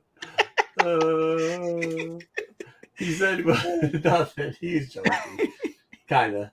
I don't even know what Bruce was talking about in chat. I don't know what's going on. You don't want to see what he's doing in there. What the hell is he doing there? I'm just, oh Jesus. You guys are ridiculous. Why are excuse me, all 23 of you that are still watching this? Oh my god. Oh my god. What are you guys doing? All right, we are leaving, guys. This is enough. Good job. Good job to everybody here. Hey, I really do want to thank everybody on Renovision. You guys have made this a great place. All the new content you guys are putting out here, you guys are doing a wonderful job on. Keep up the hard work. All right, guys. You're definitely keeping them entertained. So all right, we'll see you all tomorrow. Where's this exit thing? You know what would be nice is if some of you guys who have access to this could learn how to do intros and extras, though. I will do it eventually. I know how to hit the button, but it's more That's fun what I watching. can do. Yeah, so I'm going to shine on my asshole when Hit the that button. happens. What? What button? If I learn how to do it, Yeah, you'll do it someday. Okay. I will do it. I will take over duties. Thank you.